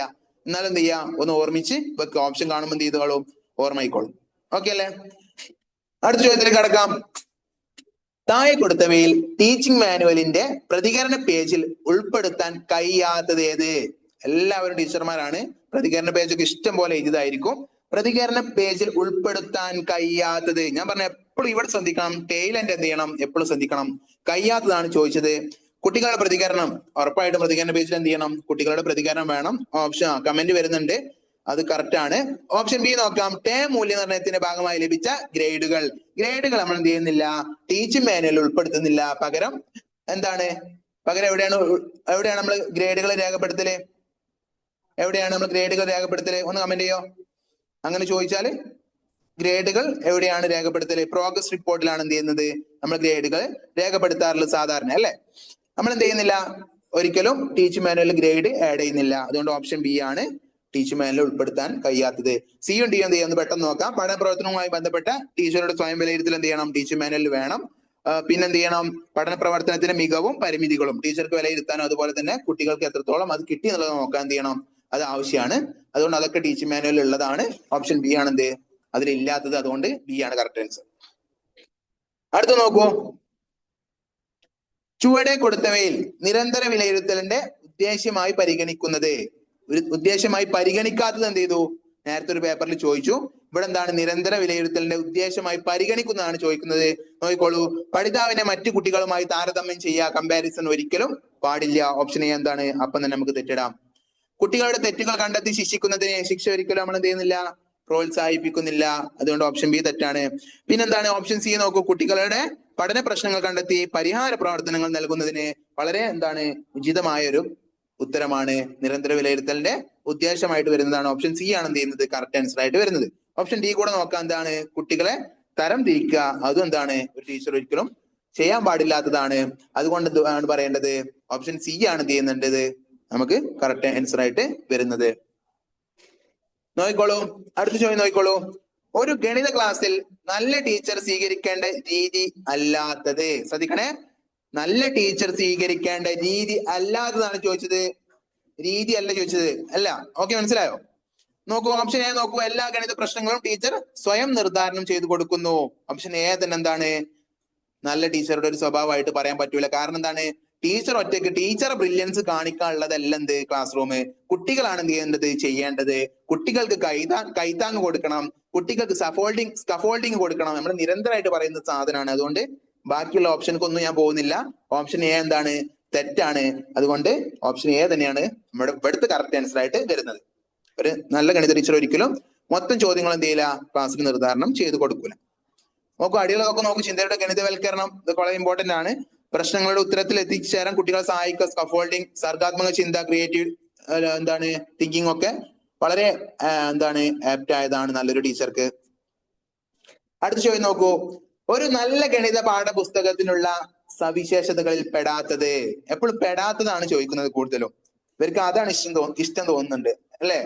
എപ്പോഴും പെടാത്തത്, ഉൾപ്പെടാത്തത് എന്നൊക്കെ പറഞ്ഞിട്ടാണ് എന്ത് ചെയ്യുന്നത്, ചോദിക്കുന്നത്. അതായത് എന്താണ്, നമുക്ക് വളരെ ഈസിയാണ്. കാരണം പെടാത്തത് പെട്ടെന്ന് എന്ത് ചെയ്യാൻ പറ്റും. ഇനി ഒരിക്കലും പഠിക്കാത്ത ഒരാൾക്കാണെങ്കിൽ പോലും കുറച്ച് ചിന്തിച്ചാൽ നമുക്ക് കിട്ടും. ഇവിടെ ഓപ്ഷൻ എ ആണ് എന്ത് ചെയ്യുന്നത്, കറക്റ്റ് ആൻസർ ആയിട്ട് വരുന്നത്. ആ ഒരു നല്ല ഗണിത പുസ്തകത്തിൽ ഒരിക്കലും കൂടുതൽ ചോദ്യോത്തരങ്ങൾ എന്ത് ചെയ്യുക, ആഡ് ചെയ്യുക എന്നുള്ളത് ഒരിക്കലും എന്താണ്, നല്ല ഗണിത പുസ്തകത്തിന്റെ സവിശേഷത അല്ല. ഓപ്ഷൻ ബി നോക്കൂ. ആശയ രൂപീകരണത്തിന് സഹായിക്കുക, നല്ല പാഠപുസ്തകമാണ്. വ്യത്യസ്ത നിലവാരക്കാരെ പരിഗണിക്കുക. എന്തായാലും എന്താണ്, ഒരു ക്ലാസ്സിൽ വിവിധ നിലവാരക്കാരായ കുട്ടികൾ ഉണ്ടാവും. അതുകൊണ്ട് എന്ത് ചെയ്യണം, അത് ഏറ്റവും ഇമ്പോർട്ടന്റ് ആണ്. സ്വയം പഠനം പ്രോത്സാഹിപ്പിക്കുക, അതും എന്താണ്, നല്ല പാഠപുസ്തകത്തിന്റെ ലക്ഷ്യമാണ്, സവിശേഷത ആണ്. ഓക്കെ അല്ലേ? ഇതൊക്കെ ഒന്ന് ഓർത്ത് ഒന്ന് റിവൈൻഡ് ചെയ്ത് വെക്കുക, അല്ലെങ്കിൽ മനസ്സിലൊന്ന് കയറ്റി വെക്കുക. കാരണം ചിലപ്പം തിരിച്ചു ചോദിക്കാം, നല്ല ഗണിത പാഠപുസ്തകത്തിന് സവിശേഷത ആയി ബന്ധപ്പെട്ടത്. അപ്പൊ ചിലപ്പോൾ തന്നെ ഉണ്ടാവും കൂടുതൽ ചോദ്യോത്തരങ്ങൾ ഉള്ളത്. അല്ലെങ്കിൽ അങ്ങനെ ചോദിച്ചിട്ടുണ്ടെങ്കിൽ കൺഫ്യൂഷൻ ഒഴിവാക്കാൻ എന്ത് ചെയ്യും, ഇത് പറ്റും. ഇതൊക്കെ വളരെ ഏറ്റവും അഡാപ്റ്റബിൾ ആയിട്ടുള്ള പോയിന്റ് ആണ് നല്ല ഗണിത പാഠപുസ്തകത്തിന്. എന്ത് ചെയ്യുന്നു, അടുത്ത ചോദ്യത്തിലേക്ക് കടക്കുന്നു. കുറെ ആയി പെഡഗോജി പറയുന്നു, ഒരു റീസണിങ്ങിന് ചോദ്യം എന്താണ് ഇടയിലൊന്ന് ഇട്ടതാണ്, ഒന്ന് ഫ്രഷ് ആവാൻ വേണ്ടിയിട്ട്. നോക്കിക്കോളെ, എങ്ങനെ ചെയ്യാം, വളരെ ഈസിയാണ്. 10 square minus 9 square plus 8 square minus 7 square. കുറെ ആൾക്കാർക്ക് അറിയുന്ന തോന്നുന്നുണ്ട്, ഇപ്പൊ തന്നെ കമന്റ് വരുന്നുണ്ട്. Plus 6 square minus 5 square plus 4 square minus 3 square plus 2 square minus 1 square. ഇതെങ്ങനെ ചെയ്യാൻ പറ്റും? ഇത് നമുക്ക് 10 സ്ക്വയർ 9 സ്ക്വയർ ഒക്കെ നമുക്ക് അറിയാം. ആ ഒരു ധാരണയിൽ എന്ത് ചെയ്യണ്ട, മൊത്തം എടുത്ത് എഴുതിയിട്ട് എന്ത് ചെയ്യാൻ പറ്റൂല, ക്ലാസ് റൂമിൽ അല്ലെങ്കിൽ പരീക്ഷകളിൽ അത് ചെയ്യല് പോസിബിൾ അല്ല. കാരണം നമ്മുടെ സമയം കുറെ പോകും. അങ്ങനെ ഒന്നും എന്ത് ചെയ്യരുത്, ഒരിക്കലും ചെയ്യരുത്. ഇതിനൊരു ട്രിക്ക് ഉണ്ടാവുന്ന എന്ത് ചെയ്യുക, അല്ലെങ്കിൽ ഒരു ഇക്വേഷൻ ഉണ്ടാവുന്ന എന്ത് ചെയ്യുക, പെട്ടെന്ന് ഓർക്കുക. അല്ലെങ്കിൽ ഇതിലെന്തോ ഒരു ലോജിക് ഉണ്ടെന്ന് എന്ത് ചെയ്യണം, മനസ്സിലാക്കണം. നമ്മൾ എന്ത് ചെയ്തു, ആദ്യം തന്നെ പറഞ്ഞു എന്താണ്, ഫസ്റ്റ് രണ്ടെണ്ണം നോക്കൂ. ഇത് ഏത് ഫോർമാറ്റിലാ? A square minus b square ഫോർമാറ്റിലാണ്. അതുകൊണ്ട് നമുക്ക് 10 സ്ക്വയർ മൈനസ് 9 സ്ക്വയറിന് എന്ത് ചെയ്യാം, a square minus b square എന്നുള്ള രീതിയിൽ എന്ത് ചെയ്യാൻ പറ്റും, എഴുതാൻ പറ്റും. അഥവാ a minus b into a plus b, a minus b into a plus b. A minus b നമുക്കറിയാം എന്താണ്, 10 മൈനസ് 9 ആണ്, അതാ 1 ആണ് വരിക. അതുപോലെ എ പ്ലസ് ബി എന്ന് പറയുമ്പോൾ എന്താണ്, 10 പ്ലസ് 19 ആണ്. സോറി 10 പ്ലസ് 9 ആണ്, അഥവാ 19 ആണ്. 1 ഇൻറ്റു 19 19 ആണ് എന്ത് ചെയ്യുക, ഇതിന്റെ രണ്ടിന്റെയും ഉത്തരമായിട്ട് വരിക, അല്ലെങ്കിൽ ഇത് ചെയ്താൽ വരിക. അങ്ങനെ എന്ത് ചെയ്യാം, ഓരോന്ന് ചെയ്തിട്ട് എല്ലാം കൂടി ആഡ് ചെയ്താൽ മതി. ഓരോന്ന് ചെയ്തിട്ട് എന്ത് ചെയ്താൽ മതി, ആഡ് ചെയ്താൽ മതി. ഓക്കെ അല്ലേ? അങ്ങനെ ചെയ്യാം. ഓക്കെ അല്ലേ? അഥവാ 8 സ്ക്വയർ മൈനസ് 7 സ്ക്വയർ. അല്ലെങ്കിൽ ടീച്ചർ കമന്റ് ചെയ്തു എന്ത് ചെയ്യാം, നമുക്ക് കിട്ടും എന്ത്, 1 2 3 അങ്ങനെ എന്ത് ചെയ്യാൻ കിട്ടും, അങ്ങനെ ഒരു ശ്രേണിയായിട്ട് കിട്ടുമെങ്കിൽ നമുക്കറിയാം 1 മുതൽ 10 വരെ ഉള്ളതിന് എന്താണ് തുക എടുത്താലും മതി എന്ന് എന്ത് ചെയ്താൽ മതി, ഇതിൽ നമുക്ക് കിട്ടും. അങ്ങനെ മനസ്സിലാക്കുമ്പോൾ എന്ത് ചെയ്യും, അങ്ങനെ മനസ്സിലാക്കി വെക്കുക. അല്ലെങ്കിൽ ഇവിടെ എന്ത് ചെയ്യും, 8 സ്ക്വയർ മൈനസ് 7 സ്ക്വയർ എന്ത് ചെയ്യും, വീണ്ടും A minus b into a plus B വരും. എ മൈനസ് ബി 1 ആയി പോകും. എ പ്ലസ് ബി എന്ന് പറയുമ്പോൾ 8 പ്ലസ് 7 എന്ത് വരും, 15 ആയിട്ട് വരും. ഇവിടെ എന്ത് ചെയ്താൽ മതി, 6 പ്ലസ് 5 11 വരും. 4 പ്ലസ് 3 7 വരും. 2 പ്ലസ് 1 3 വരും. ഇത് കൂട്ടിയിട്ടുണ്ടെങ്കിൽ നമുക്ക് എന്ത് കിട്ടും, 55. ഓപ്ഷൻ സി എന്ത് ചെയ്യും, കറക്റ്റ് ആൻസർ ആയിട്ട് വരും. ഇതാണ് കറക്റ്റ് രീതി. ഓക്കെ അല്ലേ? അങ്ങനെ എന്ത് ചെയ്യാം, വീണ്ടും നമുക്ക് ഒരു ചോദ്യം കൂടി ചെയ്തിട്ട് നമുക്ക് പെഡഗോജിയിലേക്ക് തിരിച്ചു പോകാം. വളരെ സിമ്പിൾ ആയിട്ടുള്ള ഒരു ക്വസ്റ്റ്യൻ ആണ്. പക്ഷെ ഇതിന്റെ ഓപ്ഷനിൽ ചെറിയൊരു ട്രിക്ക് ഉണ്ട്. നമ്മൾ കുറെ ക്വസ്റ്റ്യൻ ചെയ്തു വരുമ്പോൾ തെറ്റാവുന്ന ഒരു തെറ്റാണ്. നോക്കിക്കോളൂ. ഒരു ക്രിക്കറ്റ് മത്സരത്തിൽ ആദ്യത്തെ 5 ഓവറുകളിൽ ഒരു ടീം നേടിയ റൺസ് ചിത്രീകരിച്ചിരിക്കുന്നു. ഒരു ഗ്രാഫ് ആയിട്ട് കൊടുത്തിട്ടുണ്ട്. അതിൽ റൺസ് ഈ സൈഡിലുള്ളതാണ്, ഓവർ താഴെ ഉള്ളതാണ്. ഏറ്റവും കൂടുതൽ റൺസ് നേടിയത് എത്രാമത്തെ ഓവറിലാണ്? നമുക്കറിയാം ഒന്നാമത്തെ ഓവറിൽ നേടിയത് 10 മുകളിൽ ഒരു 11 റൺസ് ഒക്കെയാണ്. രണ്ടാമത്തെ ഓവറിൽ ഒരു 5 റൺസ് ഒക്കെ നേടിയിട്ടുള്ളൂ. മൂന്നാമത്തെ ഓവറിൽ ഒരു 16 17 റൺസ് നേടിയിട്ടുള്ളൂ. നാലാമത്തെ ഓവറിൽ എന്ത് ചെയ്തിട്ടുണ്ട്, 20 മുകളിൽ സ്കോർ എന്ത് ചെയ്തിട്ടുണ്ട്, നേടിയിട്ടുണ്ട്. പേടിക്കണ, ക്രിക്കറ്റ് ഒന്നും അറിയേണ്ട ആവശ്യമില്ല. താഴെ ഓവറും സൈഡിൽ റൺസും ആണ്, സാധാ ഗ്രാഫാണ്. അഞ്ചാമത്തെ ഓവറിലും വളരെ താഴെയാണ് സ്കോർ. അപ്പൊ നമുക്ക് നേരെ എന്ത് പറയാൻ പറ്റും, നാലാമത്തെ ഓവറിലാണ് എന്ത്, ക്രിക്കറ്റ് മത്സരത്തിൽ ഈ ടീം ഏറ്റവും കൂടുതൽ റൺസ് നേടിയെന്ന് പറയാം 5 ഓവറിൽ. പക്ഷെ ഇവിടെ പറ്റുന്നൊരു തെറ്റ് ഞാൻ പറഞ്ഞുതരാം. നാലാമത്തെ ഓവർ 1 2 3 4 നമ്മൾ മൈൻഡിൽ എന്ത് ചെയ്തിട്ടുണ്ടാവും, എ ബി സി ഡി ഇത് തന്നെ ആയിരിക്കും ഫുള്ള് മൈൻഡിൽ. 150 ക്വസ്റ്റ്യൻ ഉണ്ടല്ലോ, നമ്മൾ ഇങ്ങനെ കറപ്പിച്ച് പോയേക്കോ. അപ്പൊ എ ബി സി ഡി നാലാമത്തത്, അതുകൊണ്ട് ഡി ഷറായി. എന്താണ്, തെറ്റും, ഉറപ്പായിട്ടും തെറ്റും. ഇങ്ങനെ എന്ത് ചെയ്യും, ഇങ്ങനെ മിസ്റ്റേക്ക് പലർക്കും പറ്റാറുണ്ട്. അപ്പൊ എന്താണ്, നാലാമത്തെ ഓവർ എന്താണ്, ഇവിടെ മൂന്നാമത്തെ ഓപ്ഷൻ ആണ്, അഥവാ ഓപ്ഷൻ സി ആണ് നാലാമത്തെ ഓവർ എന്നുള്ളത് എന്താണ് കറക്റ്റ് ആൻസർ. ഞാൻ പറഞ്ഞത് മനസ്സിലായോ? അത് നമ്മൾ എ ബി സി ഡി ഇങ്ങനെ എന്താണ് മാർക്ക് ചെയ്ത് വരികയാണ്. അപ്പൊ നമ്മൾക്ക് ഈ ഗ്രാഫ് കാണുമ്പോൾ തന്നെ അറിയാൻ പറ്റുന്നത് നാലാമത്തതാണ്. വളരെ സിമ്പിൾ ആണ്. എന്ത് സിമ്പിൾ ക്വസ്റ്റ്യൻ ചെറിയ കുട്ടിയെ കൊടുത്താൽ പോലും എന്ത് ചെയ്യും, അവർ ചെയ്യും. നാലാമത്തെ ഓവർ ആണെന്ന് എന്ത് ചെയ്യും, നമ്മൾ വിചാരിക്കും. പക്ഷെ വിചാരിച്ചിട്ട് നമ്മളെ മൈൻഡ് എന്ത് ചെയ്യും, നമ്മൾ നേരെ ഡി ഓപ്ഷനിൽ കൊണ്ടുപോയിട്ട് എന്ത് ചെയ്യും, കറപ്പിക്കും. തെറ്റി പോകരുത്. എന്ത് ചെയ്യണം, ഇങ്ങനത്തെ ചോദ്യങ്ങൾ വളരെ ഈസി ക്വസ്റ്റ്യനിലൊക്കെ എന്ത് ചെയ്യണം, നമ്മള് ബ്രെയിൻ അലേർട്ട് ആയിരിക്കണം. ഇതെന്ത് ചെയ്യണം, നമ്മൾ പരീക്ഷകളിൽ ഈ കാര്യം എന്ത് ചെയ്യണം, ഓർമ്മ വരണം. ചിലപ്പോൾ എന്ത് ചെയ്യും, PSC വരെ ഇങ്ങനത്തെ സിമ്പിൾ ക്വസ്റ്റ്യൻ ചോദിക്കാറുണ്ട്. പക്ഷെ എന്ത് ചെയ്യും, എ ബി സി ഡി നാലാമത്തെ ഓവർ അല്ലെങ്കിൽ നാലാമത്തെ ടീം നാലാമത്തെ ഓവർ എന്നൊക്കെ വരുമ്പോൾ ഓപ്ഷൻ ഡിക്ക് നേരെ പോകും. പക്ഷെ ഇവിടെ നാലാമത്തെ എന്നുള്ള എന്താണ്, ഓപ്ഷൻ സി ആണ്. അങ്ങനെ അറിഞ്ഞുകൊണ്ട് എന്ത് ചെയ്യരുത്, എല്ലാവരും ശരിയാക്കുന്ന ഒരു ചോദ്യം എന്ത് ചെയ്യരുത്, നിങ്ങൾ തെറ്റിക്കരുത്. ഓക്കെ അല്ലേ? വീണ്ടും പെഡഗോജിയിലേക്ക് അടുക്കാണ്. വളരെ ഈസി ആണ്. എന്ത് ചെയ്യണം, നിങ്ങളൊന്ന് കമന്റ് ചെയ്യണം. കഴിഞ്ഞ ക്ലാസ്സിൽ നമ്മൾ സൂചിപ്പിച്ചതാണ്. ഒന്ന് കമന്റ് ചെയ്യും. ചോദ്യം വായിക്കാം. 1729 എന്ന സംഖ്യ ഏത് ശാസ്ത്രജ്ഞനുമായി ബന്ധപ്പെട്ടതാണ്? ഓക്കെ, 1729 രാമാനുജൻ സംഖ്യ ശ്രീനിവാസ രാമാനുജനുമായി ബന്ധപ്പെട്ടതാണ്. LP ക്ലാസ് മുതൽ പഠിച്ചു വരുന്നതാണ്. രാമാനുജൻ സംഖ്യ 1729. ഇതെന്ത് ചെയ്യണ്ട, തെറ്റി പോകണ്ട. രാമാനുജ സംഖ്യയുമായി ബന്ധപ്പെട്ട് നിരവധി ചോദ്യങ്ങൾ എന്ത് ചെയ്തിട്ടുണ്ട്, കേട്ടറ്റിന് ചോദിച്ചിട്ടുണ്ട്. ഇനി ഭാസ്കരാചാര്യ നമ്മൾ പരിചയപ്പെട്ടു. കാപ്രേക്കർ ഒക്കെ നമ്മൾ പറഞ്ഞു. നീലകണ്ഠ സ്വാമിയാജി ആരാണ്? കേരളത്തിലെ ഗണിത ശാസ്ത്രജ്ഞനാണ്. അതുപോലെ തന്നെ പയ്യുമായി ബന്ധപ്പെട്ട കണ്ടുപിടുത്തങ്ങളൊക്കെ എന്ത് ചെയ്തിട്ടുണ്ട്, കണ്ടെത്തിയിട്ടുണ്ട്. അല്ലെങ്കിൽ പയ്യ ഒരു അഭിന്നകമാണെന്നൊക്കെ പറഞ്ഞത് നീലകണ്ഠ സോമയാജിയാണ്. കേരള ഗണിത ശാസ്ത്രജ്ഞനാണ്. ഓക്കെ അല്ലേ? അപ്പൊ എന്ത് ചെയ്യാ, ഇതൊക്കെ എനിക്ക് തോന്നുന്നു നമ്മളെ ടീച്ചിങ് കോഴ്സുമായി ബന്ധപ്പെട്ട് എന്ത് ചെയ്യാറുണ്ട്, നമ്മൾ ഗണിത ശാസ്ത്രജ്ഞന്മാരുടെ ഒരു ഒരു ശേഖരണമൊക്കെ ഉണ്ടാക്കലുണ്ട്. അപ്പൊ അതൊക്കെ ഒന്ന് ജസ്റ്റ് മറച്ചു നോക്കിയാൽ എന്ത് ചെയ്യാൻ പറ്റും, ഈ ശാസ്ത്രജ്ഞരൊക്കെ നിങ്ങൾ കാണാൻ പറ്റും. ഓക്കെ അല്ലേ? അടുത്ത ചോദ്യം നോക്കൂ. ഗണിത ക്ലാസ്സിൽ പഠനോപകരണങ്ങൾ ഉപയോഗിക്കുന്നതിന്റെ പ്രധാന ഉദ്ദേശം അല്ലാത്തതല്ല കേട്ടോ, കുറെ ഉദ്ദേശമല്ലാത്തത് ലക്ഷ്യമല്ലാത്തതെന്ന് ചോദിച്ചിട്ടുണ്ട്. ഇപ്പൊ എന്ത് ചെയ്തു, ഉദ്ദേശം എന്താണ് പഠനോപകരണം ഉപയോഗിക്കുന്നതെന്നാണ് ചോദിച്ചത്. എന്താണ്? പാഠഭാഗങ്ങൾ സമയബന്ധിതമായി പൂർത്തിയാക്കുന്നതിന്. അത് ടീച്ചർ ആവശ്യമാണ് അല്ലെ, അല്ലെങ്കിൽ ടീച്ചേഴ്സിന്റെ ആവശ്യമാണ്. അതൊരിക്കലും എന്ത് ചെയ്യില്ല, കറക്റ്റ് ആൻസർ ആയിട്ട് വരില്ല. കുട്ടികളെ പ്രവർത്തന നിരതരാക്കുന്നതിന്, അമൂർത്തത കുറക്കുന്നതിന്, ബോധനത്തിലെ പുതുമ നിലനിർത്താൻ. ഇവിടെ നോക്കൂ, ഇവിടെ എന്താ പ്രത്യേകത? ഓപ്ഷൻ എ നമുക്ക് ഫസ്റ്റിനെ വെട്ടിക്കളയാം, അല്ലെങ്കിൽ അത് വേണമെങ്കിൽ പരിഗണിക്കാം. ഓപ്ഷൻ ബി നോക്കൂ, കുട്ടികളെ പ്രവർത്തന നിരതരാക്കുക. അപ്പൊ എന്താ, തെറ്റൊന്നുമില്ല. കാരണം എന്താണ്, ശരിയാണ്, പഠനോപകരണം കൊണ്ടുമ്പോൾ കുട്ടികൾ ആക്റ്റീവ് ആവും. ഓപ്ഷൻ ഡി ആണെങ്കിൽ പുതുമ നിലനിർത്താന്, അതുമാണ്. പക്ഷെ ഞാൻ പറഞ്ഞു, പഠനോപകരണം വരുന്നുണ്ടോ അവിടെ അമൂർത്തത കുറയ്ക്കുക, മൂർത്തവൽക്കരിക്കുക, മൂർത്തത കൂട്ടുക എന്നൊക്കെ പറഞ്ഞാൽ പിന്നെ ഒരു ഓപ്ഷൻ നിങ്ങൾ എന്ത് ചെയ്യണ്ട, മൈൻഡ് ചെയ്യണ്ട. പിന്നെ നിങ്ങൾ അല്ലെങ്കിൽ മുകൾ പറഞ്ഞവയെല്ലാം എന്നൊക്കെ ഉള്ള ഓപ്ഷൻ ഉണ്ടെങ്കിൽ എന്ത് ചെയ്യണം, അപ്പൊ നോക്കണം. ഇവിടെ നിങ്ങൾ എന്ത് ചെയ്യണ്ട, ഒരു ടെൻഷനും അടിക്കണ്ട. ഓപ്ഷൻ സി ധൈര്യമായിട്ട് എന്ത് ചെയ്യുക, കറപ്പിക്കുക. കാരണം അമൂർത്തത കുറക്കുന്നതിന്. ഇനി ഇതൊരു പക്ഷെ അമൂർത്തത കൂട്ടുന്നതിന് അങ്ങനെയൊക്കെ ചോദിക്കട്ടോ, അങ്ങനെയൊക്കെ ചിലപ്പോൾ ട്രിക്കി ആയിട്ട് ചോദിക്കാറുണ്ട്. അത് എന്ത് ചെയ്യണം, അത് നമ്മൾ ശ്രദ്ധിക്കണം. ഇത് നമുക്ക് ഓപ്ഷൻ ബി ഒക്കെ നമുക്ക് വേണമെങ്കിൽ പറയാം. കാരണം എന്താ, പക്ഷെ ഏറ്റവും കൂടുതൽ യോജിച്ചത് അമൂർത്തത കുറക്കുന്നതിന്. അതാണ് നമ്മൾ എന്ത് ചെയ്യേണ്ടത്, പെഡഗോജിയിൽ എപ്പോഴും ശ്രദ്ധിക്കേണ്ടത്. ഓക്കെ അല്ലേ? ഇനി നോക്കുക ഓപ്ഷൻ 56ാമത്തെ ക്വസ്റ്റ്യൻ ആണ്. ഏതൊരു ക്വസ്റ്റ്യൻ പേപ്പറിലെ ക്വസ്റ്റ്യൻ ആണ്. ഇപ്പൊ എനിക്ക് തോന്നുന്നു 20ന്റെ മുകളിൽ ക്വസ്റ്റ്യൻ ആയിട്ടുണ്ട്. ഇനി കുറച്ച് ക്വസ്റ്റ്യനും കൂടി ഉണ്ട്, നമുക്ക് എന്ത് ചെയ്യാം, പെട്ടെന്ന് സോൾവ് ചെയ്യാം.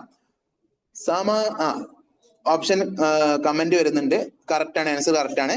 സമാന തത്വങ്ങളിൽ നിന്നും പ്രത്യേക ഉദാഹരണത്തിലേക്ക് എന്ന ക്രമം പാലിക്കുന്ന പഠന രീതികളുമായി ബന്ധപ്പെട്ട് സൈക്കോളജി നിങ്ങൾ പഠിച്ചിട്ടുണ്ടാവും. നിഗമന രീതിയാണ് എന്ത്, കറക്റ്റ് ആൻസർ. കുറെ സമാനമായ തത്വങ്ങളിൽ നിന്ന് ഒരു പ്രത്യേക ഉദാഹരണത്തിലേക്ക് എത്തുക എന്നുള്ളത് എന്താണ്, നിഗമന രീതിയാണ്. ഓക്കെ അല്ലേ? പ്രൊജക്ട് രീതി, അപഗ്രഥന രീതി, ആഗമന രീതിയൊക്കെ നിങ്ങൾ പഠിച്ചിട്ടുണ്ടാവും. അതൊക്കെ എന്താണ്, വളരെ ഇമ്പോർട്ടന്റ് ആണ്. പ്രൊജക്ട് രീതിയെ കുറിച്ചും അപഗ്രഥന രീതിയെ കുറിച്ചും ആഗമന രീതിയെ കുറിച്ചും എന്ത് ചെയ്തു, നമ്മൾ ചോദ്യം ഇതുവരെ എന്ത് ചെയ്തു, ഡിസ്കസ് ചെയ്ത് കഴിഞ്ഞു. അതുകൊണ്ട് ഈ 4 രീതികൾ എന്താണ്, ഇമ്പോർട്ടന്റ് ആണ്. ഇനി നോക്കൂ, ഇനി ഒരു ലോജിക്കൽ ക്വസ്റ്റ്യൻ ആണ്. ലോജിക്കൽ റീസണിങ്ങുമായി ബന്ധപ്പെട്ട ഒരു 1-2 ക്വസ്റ്റ്യൻ ഒക്കെ ഉണ്ടാവും. അതെന്ത് ചെയ്യുക, നിങ്ങൾ ക്ലാസ് റൂമിൽ നിന്ന് ആലോചിക്കുക, ഉത്തരം എഴുതുക, അത്രേ ഉള്ളൂ.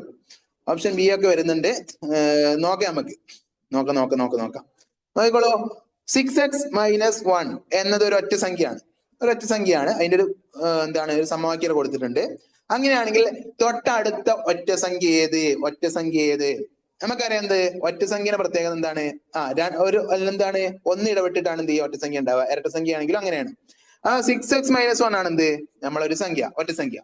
അതിലേക്ക് 1 കൂട്ടുമ്പോൾ എന്ത് ചെയ്യും, നമുക്കൊരു ഇരട്ട സംഖ്യ കിട്ടും. 1 കൂട്ടുക എന്ന് പറയുമ്പോൾ 6x എന്ത് വരും, -1 + 1. അപ്പൊ ഈ -1ഉം +1 എന്ത് ചെയ്യും, ക്യാൻസൽ ആയിട്ട് പോകും, അല്ലെങ്കിൽ 0 ആയിട്ട് പോകും. അപ്പൊ 6x എന്ന് പറയുന്നത് എന്താണ്, തൊട്ടടുത്തുള്ള ഒരു ഇരട്ട സംഖ്യയാണ്. അതല്ല നമുക്ക് വേണ്ടത്. അതാണ് ഓപ്ഷൻ എ കൊടുത്തത്. അതെന്താണ്, തെറ്റാണ്. ഇനി നമുക്ക് എന്താണ്, അത് കഴിഞ്ഞിട്ട് അടുത്ത ഒറ്റ സംഖ്യ വരുന്നത് 6x + 1 ആണ് വരുന്നത് അല്ലെ. അതുകൊണ്ട് ഓപ്ഷൻ ബി ആണ് എന്ത്, കറക്റ്റ് ആൻസർ ആയിട്ട് വരുന്നത്. ബാക്കി ഓപ്ഷൻ ഒക്കെ നോക്കൂ. 6x + 2 ആവുമ്പോൾ എന്താവും, അതൊരു ഇരട്ട സംഖ്യ ആവും. 7x ആവുമ്പോൾ എന്ത് ചെയ്യും, തൊട്ടടുത്തതായിട്ട് മാറൂല, വേറെ എന്ത് ചെയ്യും, ഒറ്റ സംഖ്യയിലേക്ക് എന്ത് ചെയ്യും, പോവും. ഓക്കെ അല്ലേ? അപ്പൊ ഓപ്ഷൻ ബി ആണ് കറക്റ്റ് ആൻസർ. ഇതൊക്കെ ലോജിക്കൽ റീസണിങ്ങുമായി ബന്ധപ്പെട്ട് ചോദ്യം 1-2 ചോദ്യം ഉണ്ടാവുള്ളൂ, അല്ലെങ്കിൽ 3 ചോദ്യങ്ങളൊക്കെ ഉണ്ടാവുള്ളൂ. അതൊക്കെ എന്ത് ചെയ്യാം, നമ്മൾ പഠിച്ച ഇക്വേഷനും ലോജിക്കും വെച്ചിട്ട് എന്ത് ചെയ്യാൻ പറ്റും, സോൾവ് ചെയ്യാൻ പറ്റും. ഇവിടെ ഒറ്റ സംഖ്യ ഇരട്ട സംഖ്യ ഒക്കെ നമ്മൾ നിരന്തരമായിട്ട് ക്ലാസ് പറയുന്നതാണ്. അതുകൊണ്ട് അവിടെ ഒരു കൺഫ്യൂഷൻ ഉണ്ടാവില്ല. നോക്കിക്കോളൂ, ഇങ്ങനത്തെ ചോദ്യങ്ങൾ എന്ത് ചെയ്യാറുണ്ട്, ഉണ്ടാവലുണ്ട്. ദേശീയ ഗണിത ശാസ്ത്ര ദിനം എന്നാണ്? ഗണിതം പഠിക്കുന്നവർക്ക് എന്ത് ചെയ്യും, അല്ലെങ്കിൽ ടീച്ചർമാർക്കൊക്കെ വളരെ പെട്ടെന്ന് മനസ്സിൽ ഓടുന്നതാണ്. നാഷണൽ മാത്തമാറ്റിക്സ് ഡേ, ദേശീയ ഗണിത ശാസ്ത്ര ദിനം എന്നാണ്? ഒന്ന് കമന്റ് ചെയ്യൂ. ഇതൊക്കെ ചിലപ്പോൾ ചോദിക്കാൻ സാധ്യതയുള്ള ക്വസ്റ്റ്യൻ ആട്ടോ. ഇത് എനിക്ക് തോന്നുന്ന ഒരു പഴയ ക്വസ്റ്റ്യൻ പേപ്പർ ആണ്, റിപ്പീറ്റിനുള്ള ടൈമൊക്കെ ആയിട്ടുണ്ട്. അത് ഓപ്ഷൻ എ ആണ് കറക്റ്റ് ആൻസർ. ഡിസംബർ 22 ആണ് എന്ത്, നാഷണൽ മാത്തമാറ്റിക്സ് ഡേ, അല്ലെങ്കിൽ ദേശീയ ഗണിത ശാസ്ത്ര ദിനമായിട്ട് വരുന്നത് അല്ലേ. ഇനി നോക്കിക്കോളൂ, അടുത്ത ചോദ്യം. അടുത്തടുത്ത രണ്ട് എണ്ണൽ സംഖ്യകളുടെ തുക എല്ലായ്പ്പോഴും ഒറ്റ സംഖ്യ ആയിരിക്കും. അടുത്തടുത്ത രണ്ട് എണ്ണൽ സംഖ്യകളുടെ തുക എല്ലായ്പ്പോഴും ഒറ്റ സംഖ്യ ആയിരിക്കും. ഈ തത്വം മനസ്സിലാക്കുന്നതിന് പ്രൈമറി ക്ലാസ്സിൽ അനുയോജ്യമായ പഠന രീതി ഏതാണ്? ആഗമന രീതിയാണോ, നിഗമന രീതിയാണോ, അതുപോലെ തന്നെ എന്താണ് ഉദ്ഗ്രഥന രീതിയാണോ, അപഗ്രഥന രീതിയാണോ? ഏതാണ് കറക്റ്റ് ആയിട്ട് വരുന്നത്? ആരോ കമന്റ് ചെയ്തല്ലോ. ആഗമന രീതിയാണ് എന്ത് ചെയ്യുന്നത് കറക്റ്റ് ആയിട്ട് വരുന്നത്. നോക്കിക്കോളൂ, അടുത്തടുത്ത് രണ്ട് എണ്ണൽ സംഖ്യ, കുട്ടികൾക്ക് കുറെ ചോദ്യങ്ങൾ കൊടുക്കുന്നു, എന്നിട്ട് എന്ത് ചെയ്യുന്നു, അതിനൊരു ആശയത്തിലേക്ക് എത്തുന്നു, അല്ലെ, അറിയാത്തതിൽ നിന്ന് അറിയുന്നതിലേക്ക് എത്തുന്നു എന്നൊക്കെ പറഞ്ഞിട്ട് എന്ത് ചെയ്യാം, ആഗമന രീതി പറയാം. സൈക്കോളജിയുമായി ബന്ധപ്പെട്ടതാണ്. സാർ എന്ത് ചെയ്തിട്ടുണ്ടാവും, അതൊക്കെ വളരെ ഈസി ആക്കി തന്നിട്ടുണ്ടാവും. ഞാൻ എന്ത് ചെയ്യുന്നില്ല, നിയമം മെനക്കെടുന്നില്ല. ഓപ്ഷൻ എ ആണ് എന്ത് കറക്റ്റ് ആൻസർ. അടുത്ത ചോദ്യം നോക്കൂ, ഗുണനത്തെ സംബന്ധിച്ച് ശരിയല്ലാത്ത പ്രസ്താവന ഏത്? ഈസിയാണ്, നോക്കിക്കോളൂ. ഓപ്ഷൻ എ, ഗുണനം തുടർച്ചയായ സങ്കലനമാണ്. നമ്മൾ LP പഠിപ്പിക്കുന്നതാണ്. ഗുണനം എന്താണ്? തുടർച്ചയായിട്ടുള്ള സങ്കലനമാണ്. അഥവാ 2നെ 4 വട്ടം കൂട്ടാന്നതിന് പകരം നമുക്ക് എന്ത് ചെയ്യാം, 2 × 4 ചെയ്യാം. ഗുണനം ഹരണത്തിന്റെ വിപരീതമാണ്, അല്ലെ, ഗുണനം ഹരണത്തിന്റെ വിപരീതമാണ്. അതും എന്താണ്, ഗുണനത്തെ സംബന്ധിച്ച ശരിയായ പ്രസ്താവനയാണ്. ഇനി ഓപ്ഷൻ സി നോക്കൂ, ഗുണനത്തിന് ഉദാഹരണമായിട്ട് എന്ത് ചെയ്തിട്ടുണ്ട്, അവിടെ കൊടുത്തിട്ടുണ്ട്. ഇതെന്താണ്, ഗുണനത്തിന് ഉദാഹരണമാണ്. അല്ലെങ്കിൽ 3 അര കൂട്ടുക എന്നുള്ളത് തുടർച്ചയായ സങ്കലനം എന്നുള്ളത് എന്ത് ചെയ്യാം, 3 × അര എന്നായിട്ട് എന്ത് ചെയ്യാം, എഴുതാൻ പറ്റും. അതിന് ആൻസറും കൊടുത്തിട്ടുണ്ട്. അഥവാ ഇതും എന്താണ്, ഗുണനത്തിന് ഉദാഹരണമായിട്ടുള്ളതാണ്. എന്നാൽ ഓപ്ഷൻ ഡി നോക്കൂ, ഗുണനം തുടർച്ചയായ വ്യവകലനമാണ്. എന്താണ്, അത് തെറ്റാണ്. വ്യവകലനം എന്ന് പറഞ്ഞാൽ അത് ഹരണമാണ്. ഹരണം തുടർച്ചയായ വ്യവകലനമാണ്. അങ്ങനെയാണ് എന്ത് ചെയ്യേണ്ടത്, ആ സ്റ്റേറ്റ്മെന്റ് വരേണ്ടത്. അതുകൊണ്ട് ഓപ്ഷൻ ഡി ആണ് എന്ത് കറക്റ്റ് ആൻസർ ആയിട്ട് വരുന്നത്. ശരിയല്ലാത്ത പ്രസ്താവനയാണ്. ഞാൻ വീണ്ടും പറയട്ടെ ടീച്ചർമാരെ, എന്ത് ചെയ്യണം, പേരന്റ് എന്ത് ചെയ്യണം, ക്വസ്റ്റ്യൻ ശ്രദ്ധിക്കണം, അല്ലെങ്കിൽ എന്ത് ചെയ്യും, തെറ്റിപ്പോകും. ഓക്കെ അല്ലേ? അടുത്ത് നോക്കൂ, ചുവടെ കൊടുത്തിട്ടുള്ളവയിൽ പ്രൊജക്ട് രീതിയുടെ സവിശേഷത അല്ലാത്തത് ഏത്? ഓപ്ഷൻ എ കൊടുത്തിട്ടുണ്ട്, പഠനത്തിൽ താല്പര്യം വളരുന്നു, ഓർമ്മശക്തി വളരുന്നു. നിങ്ങൾക്ക് തോന്നുന്നു ഇതേപോലത്തെ ഒരു ക്വസ്റ്റ്യൻ ചെയ്തു നമ്മൾ ഇതിനു മുമ്പ് ഡിസ്കസ് ചെയ്ത് തോന്നുന്നുണ്ട്, ഫസ്റ്റ് ഡിസ്കസ് ചെയ്തിട്ടുണ്ട്. ഓപ്ഷൻ ബി ആണ് എന്ത് ചെയ്യുന്നത് കറക്റ്റ് ആൻസർ ആയിട്ട് വരുന്നത്. ഓർമ്മശക്തി വർദ്ധിക്കുന്നു. ഇതാണ് അവിടെയും നമ്മൾ പറഞ്ഞിട്ടുണ്ട്, അല്ലെ? അപഗ്രഥന ശേഷി, ഗവേഷണ മനോഭാവം, പഠനത്തിൽ താല്പര്യം, അതുപോലെ തന്നെ സാധനങ്ങൾ കളക്ട് ചെയ്യാൻ നോക്കുക, എന്താണ് പ്രൊജക്ട് രീതിയുടെ സവിശേഷത ആണ്. അല്ലാത്തതായിട്ട് വരുന്നത് ഓർമ്മശക്തി വർദ്ധിക്കുന്നു എന്നുള്ളതാണ്. ഓക്കെ അല്ലേ? ഇത് എനിക്ക് തോന്നുന്നത് റിപ്പീറ്റഡ് ക്വസ്റ്റ്യൻ ആണ്. എനിക്ക് പ്രൊജക്ട് രീതിയുമായി ബന്ധപ്പെട്ട് ഏകദേശം എല്ലാ പ്രാവശ്യം ചെയ്യാറുണ്ട്, ചോദ്യങ്ങൾ ഉണ്ടാവാറുണ്ട്. അടുത്ത് നോക്കൂ, 42 നോക്കൂ. ഇവിടെ എന്താണ്, A² + 2AB + B² എത്ര കൂടുതലാണ് A² - 2AB + B² എന്നാണ് എന്ത് ചെയ്തത്, ചോദിച്ചത്. എന്താണ്, സിമ്പിൾ ആണ്, ഒന്ന് കുറച്ച് നോക്കിയാൽ മതി, അപ്പൊ നമുക്ക് കിട്ടും. ഓക്കെ, സി ആണ് എന്ത് കറക്റ്റ് ആൻസർ. ഇവിടെ +2AB ആണ്, ഇവിടെ -2AB ആണ്. +2ABക്ക് ഒരു 2AB കൂട്ടിയാൽ എന്ത് ചെയ്യും, 0 ആവും. സോറി, +2AB ഒരു 2AB കുറച്ചാൽ എന്ത് ചെയ്യും, 0 ആവും. അതിന് വീണ്ടും ഒരു 2AB കുറക്കുമ്പോൾ എന്ത് കിട്ടും, -2AB കിട്ടും. അല്ലെ, ഇതാണ് കുറച്ച് നോക്കിയാൽ മതി, അപ്പൊ നമുക്ക് എന്ത് കിട്ടും, 4AB എന്ന് കിട്ടും. A² ഉം B² ഒക്കെ എന്ത് ചെയ്യും, ക്യാൻസൽ ആയിട്ട് പോകും. ഓക്കെ അല്ലേ? മനസ്സിലായി വിചാരിക്കുന്നു. സിമ്പിൾ ആണ്, റീസണിങ്ങുമായി ബന്ധപ്പെട്ടതാണ്. ഇത് നമുക്ക് അറിയുന്ന സമവാക്യമൊക്കെയാണ്. പക്ഷെ എന്താണ്, അതിനൊന്നും ആവശ്യമില്ല. എത്ര കൂടുതലാണ് വെച്ചാൽ ഇതാ മതി, ഒന്ന് കുറച്ച് നോക്കിയാൽ മതി, അപ്പൊ നമുക്ക് 4AB കിട്ടും. A² ഉം B² ഒക്കെ ക്യാൻസൽ ആയിട്ട് പോകും. മനസ്സിലായി വിചാരിക്കുന്നു. ഇനി നോക്കൂ, അടുത്ത ചോദ്യം നോക്കൂ. ഗണിതത്തിന്റെ ആശയവുമായി ബന്ധപ്പെട്ട, അഥവാ ഓരോ നമ്മുടെ ചതുർഭുജങ്ങളൊക്കെ ഉണ്ട്, അതുമായി ബന്ധപ്പെട്ട ഒരു ആശയവുമായി, ഒരു കോൺസെപ്റ്റ് ബേസ്ഡ് ക്വസ്റ്റ്യൻ ആണ്. ഒരു സമഭുജ സാമാന്തരികത്തിന്റെ വശങ്ങളുടെ മധ്യബിന്ദുക്കൾ യോജിപ്പിച്ച് വരക്കുന്ന ചതുർഭുജത്തിന്റെ അതിന് ഏറ്റവും അനുയോജ്യമായ പേരെന്താണ്? ഒരു സമഭുജ സാമാന്തരികം എന്ത് ചെയ്തിട്ടുണ്ട്, കൊടുത്തിട്ടുണ്ട്. എല്ലാ വശങ്ങളും തുല്യമായ, കോണുകളൊക്കെ തുല്യമായിട്ടുള്ള ഒരു സാമാന്തരികം ഉണ്ട്. അതെന്ത് ചെയ്യണം, നമ്മുടെ മൈൻഡിൽ വരണം. അതിന്റെ മധ്യബിന്ദുവിലൂടെ എന്ത് ചെയ്തിട്ടുണ്ട്, മറ്റൊരു ചതുർഭുജം വരച്ചിട്ടുണ്ട്. അപ്പൊ നമുക്ക് എന്ത് പറയാം, ഇത് നമ്മൾ പലർക്കും ചിത്രം കാണുന്നതാണ്, അല്ലെങ്കിൽ മനസ്സിലാക്കിക്കോളൂ. ഓപ്ഷൻ ബി ചതുരമാണെന്ത് ആൻസർ. ഒരു സമഭുജ സാമാന്തരികം സാമാന്തരികമാണ്, സമഭുജ സാമാന്തരികമാണ്, കോണുകളൊക്കെ ഈക്വൽ ആണ്. അതിന്റെ എന്താണ്, മധ്യബിന്ദുക്കൾ തമ്മിൽ വരക്കുന്ന ഇങ്ങനെ ഉണ്ടാവും. അതിന് മധ്യബിന്ദുക്കൾ വരച്ചാൽ ഇങ്ങനെ അതിന് പുറത്ത് ഒരു സാമാന്തരികം ഉണ്ടാവും. അതെന്താണ്, ചതുരമാണെന്ത്, ഓപ്ഷൻ ബി ആണെന്ത് കറക്റ്റ് ആൻസർ ആയിട്ട് വരുന്നത്. ഓക്കെ അല്ലേ? ഓക്കെ, അടുത്ത ചോദ്യത്തിലേക്ക് കടക്കാം. ചുവടെ തന്നിരിക്കുന്നവയിൽ ഗണിത ശാസ്ത്രജ്ഞൻ അല്ലാത്തതാര്? ആർക്കും കമന്റ് ചെയ്യാൻ പറ്റുമോ? ഇതിൽ രണ്ടാളെ പെട്ടെന്ന് നമുക്ക് കിട്ടും. യൂക്ലിഡ്, രാമാനുജൻ. ഏറ്റവും കൂടുതൽ മാത്സുമായി ബന്ധപ്പെട്ട് കേൾക്കുന്നതാണ്. എന്താണ് യൂക്ലിഡും ഓപ്ഷൻ കമന്റ് ചെയ്യുന്നുണ്ട്. യൂക്ലിഡും രാമാനുജനും ഒക്കെ എന്താണ് മാത്സുമായി ബന്ധപ്പെട്ടവരാണ്. ഫെർമ അല്ലെങ്കിൽ ഫെർമാറ്റ് തിയറി ഒക്കെ നമ്മൾ കേട്ടിട്ടുണ്ടാവും. ഫെർമയും എന്താണ് മാത്സുമായി ബന്ധപ്പെട്ടതാണ്. എന്നാൽ ജോൺ കീറ്റസ് എന്ന് പറഞ്ഞാൽ എന്താണ് ഒരു ഇംഗ്ലീഷ് പോയറ്റ് ആണ് ജോൺ കീറ്റസ്. അതുകൊണ്ട് എന്താണ് ഗണിത ശാസ്ത്രജ്ഞൻ. ഞാൻ പറഞ്ഞല്ലോ എപ്പോഴും ഗണിത ശാസ്ത്രജ്ഞനുമായി ബന്ധപ്പെട്ടൊരു ചോദ്യം ഉണ്ടോ അവരുടെ പുസ്തകങ്ങളോ അല്ലെങ്കിൽ അവരുടെ പ്രധാന കണ്ടുപിടുത്തങ്ങളൊക്കെ ആയി ബന്ധപ്പെട്ടിട്ട് എന്ത് ചെയ്യുന്നുണ്ട്, ചോദിക്കുന്നുണ്ട്. അതുകൊണ്ട് ഞാൻ പറഞ്ഞു ഏറ്റവും സുഖം എന്ന് പറഞ്ഞാല് നമ്മള് എന്താണ് DLED BEd ഒക്കെ ആയി ബന്ധപ്പെട്ട് എന്ത് ചെയ്തിട്ടുണ്ടാവും, ഒരു ആൽബം ഉണ്ടാക്കിയിട്ടുണ്ടാവും, അല്ലെങ്കിൽ അതിന്റെ എന്താ ഒരു ഫോർമാറ്റ് ഉണ്ടാക്കിയിട്ടുണ്ടാവും, അല്ലെങ്കിൽ ഗൂഗിൾ ചെയ്താൽ എന്ത് ചെയ്യും കിട്ടും.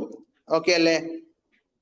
ഇതെന്ത് ചെയ്യും, ഇത് പലപ്പോഴും ചോദിക്കാറുണ്ട്. യൂക്ലിഡ്, രാമാനുജൻ, അതുപോലെ ആര്യഭട്ട ഒക്കെ നമ്മൾ എന്ത് ചെയ്തു, ഡിസ്കസ് ചെയ്ത് കഴിഞ്ഞു. അടുത്ത് നോക്കൂ, ജാമിനിയുടെ ഇത് ICT-യുമായി ബന്ധപ്പെട്ട ചോദ്യമാണ്. എനിക്ക് തോന്നുന്നത് കുറച്ച് പഴയ പേപ്പർ ആയതുകൊണ്ടാണ്. ഇപ്പൊ ICT-യുമായി ബന്ധപ്പെട്ട് നല്ല നല്ല ചോദ്യങ്ങൾ ഉണ്ടാവാറുണ്ട്. നിങ്ങൾ കഴിഞ്ഞ പ്രീവിയസ് ഇയർ ഒക്കെ സോൾവ് ചെയ്തെന്ന് ഞാൻ വിചാരിക്കുന്നു. അതുകൊണ്ടാണ് ഞാൻ എടുക്കാറുള്ളത്. കഴിഞ്ഞ ഒന്നോ രണ്ടോ കൊല്ലത്തൊക്കെ നിങ്ങൾ എന്തായാലും സോൾവ് ചെയ്തിട്ടുണ്ടാവും. അതിലൊക്കെ ചിലപ്പോൾ നിങ്ങൾ എന്ത് ചെയ്തിട്ടുണ്ടാവും, ICT കണ്ടിട്ടുണ്ടാവും. ICT-യുമായി ബന്ധപ്പെട്ട ചോദ്യമാണ്. എന്താ ചോദ്യം? ജാമിനിയുടെ പഠനത്തിന് നാം ജിയോജിബ്ര സോഫ്റ്റ്വെയർ ഉപയോഗിക്കുന്നുണ്ട്. ജിയോജിബ്ര എന്താണ്, മാക്സിമമായി എല്ലാവർക്കും അറിയുന്ന ഒന്നാണ്. ജിയോജിബ്ര സോഫ്റ്റ്വെയർ ഉപയോഗിക്കുന്നുണ്ട്. ഇതെങ്ങനെ തുറക്കുന്നത് എങ്ങനെയാണ്? അല്ലെങ്കിൽ നമ്മളൊരു എന്താണ് TTC DLED പഠനകാലത്തൊക്കെ ഇത് നമ്മൾ ചെയ്തിട്ടുണ്ടാവും, നമ്മൾ ഓപ്പൺ ആക്കി നോക്കിയിട്ടുണ്ടാവും. ആപ്ലിക്കേഷൻ ഗ്രാഫിക്സ് ജിയോജിബ്ര അല്ലെങ്കിൽ ആപ്ലിക്കേഷൻ എഡ്യൂക്കേഷൻ ജിയോജിബ്ര. അതാ ഓപ്പൺ ആക്കണ ഒരു ഓർഡർ ആണ് അല്ലെ? അപ്പൊ എനിക്ക് തോന്നുന്നു ആരോ കമന്റ് ചെയ്തത് A ആണെന്ന്. A തെറ്റാണ്. ഓപ്ഷൻ B ആണ് കറക്റ്റ് ആൻസർ. ആപ്ലിക്കേഷൻ എന്താ, നമ്മുടെ ലാപ്ടോപ്പിന്റെ മുകൾ ഭാഗത്ത് നോക്കിയിട്ടുണ്ടെങ്കിൽ അവിടെ ആപ്ലിക്കേഷൻ ഉണ്ടാവും. അതിൽ എഡ്യൂക്കേഷനിലാണ് എന്താണ് പഠനവുമായി ബന്ധപ്പെട്ട കുറെ കാര്യങ്ങൾ എഡ്യൂക്കേഷനിലാണ് എന്ത് ചെയ്യുന്നത്, കിടക്കുന്നത്. മാത്തമാറ്റിക്സുമായി കളിയുമായി ബന്ധപ്പെട്ടതൊക്കെ ഉണ്ട്.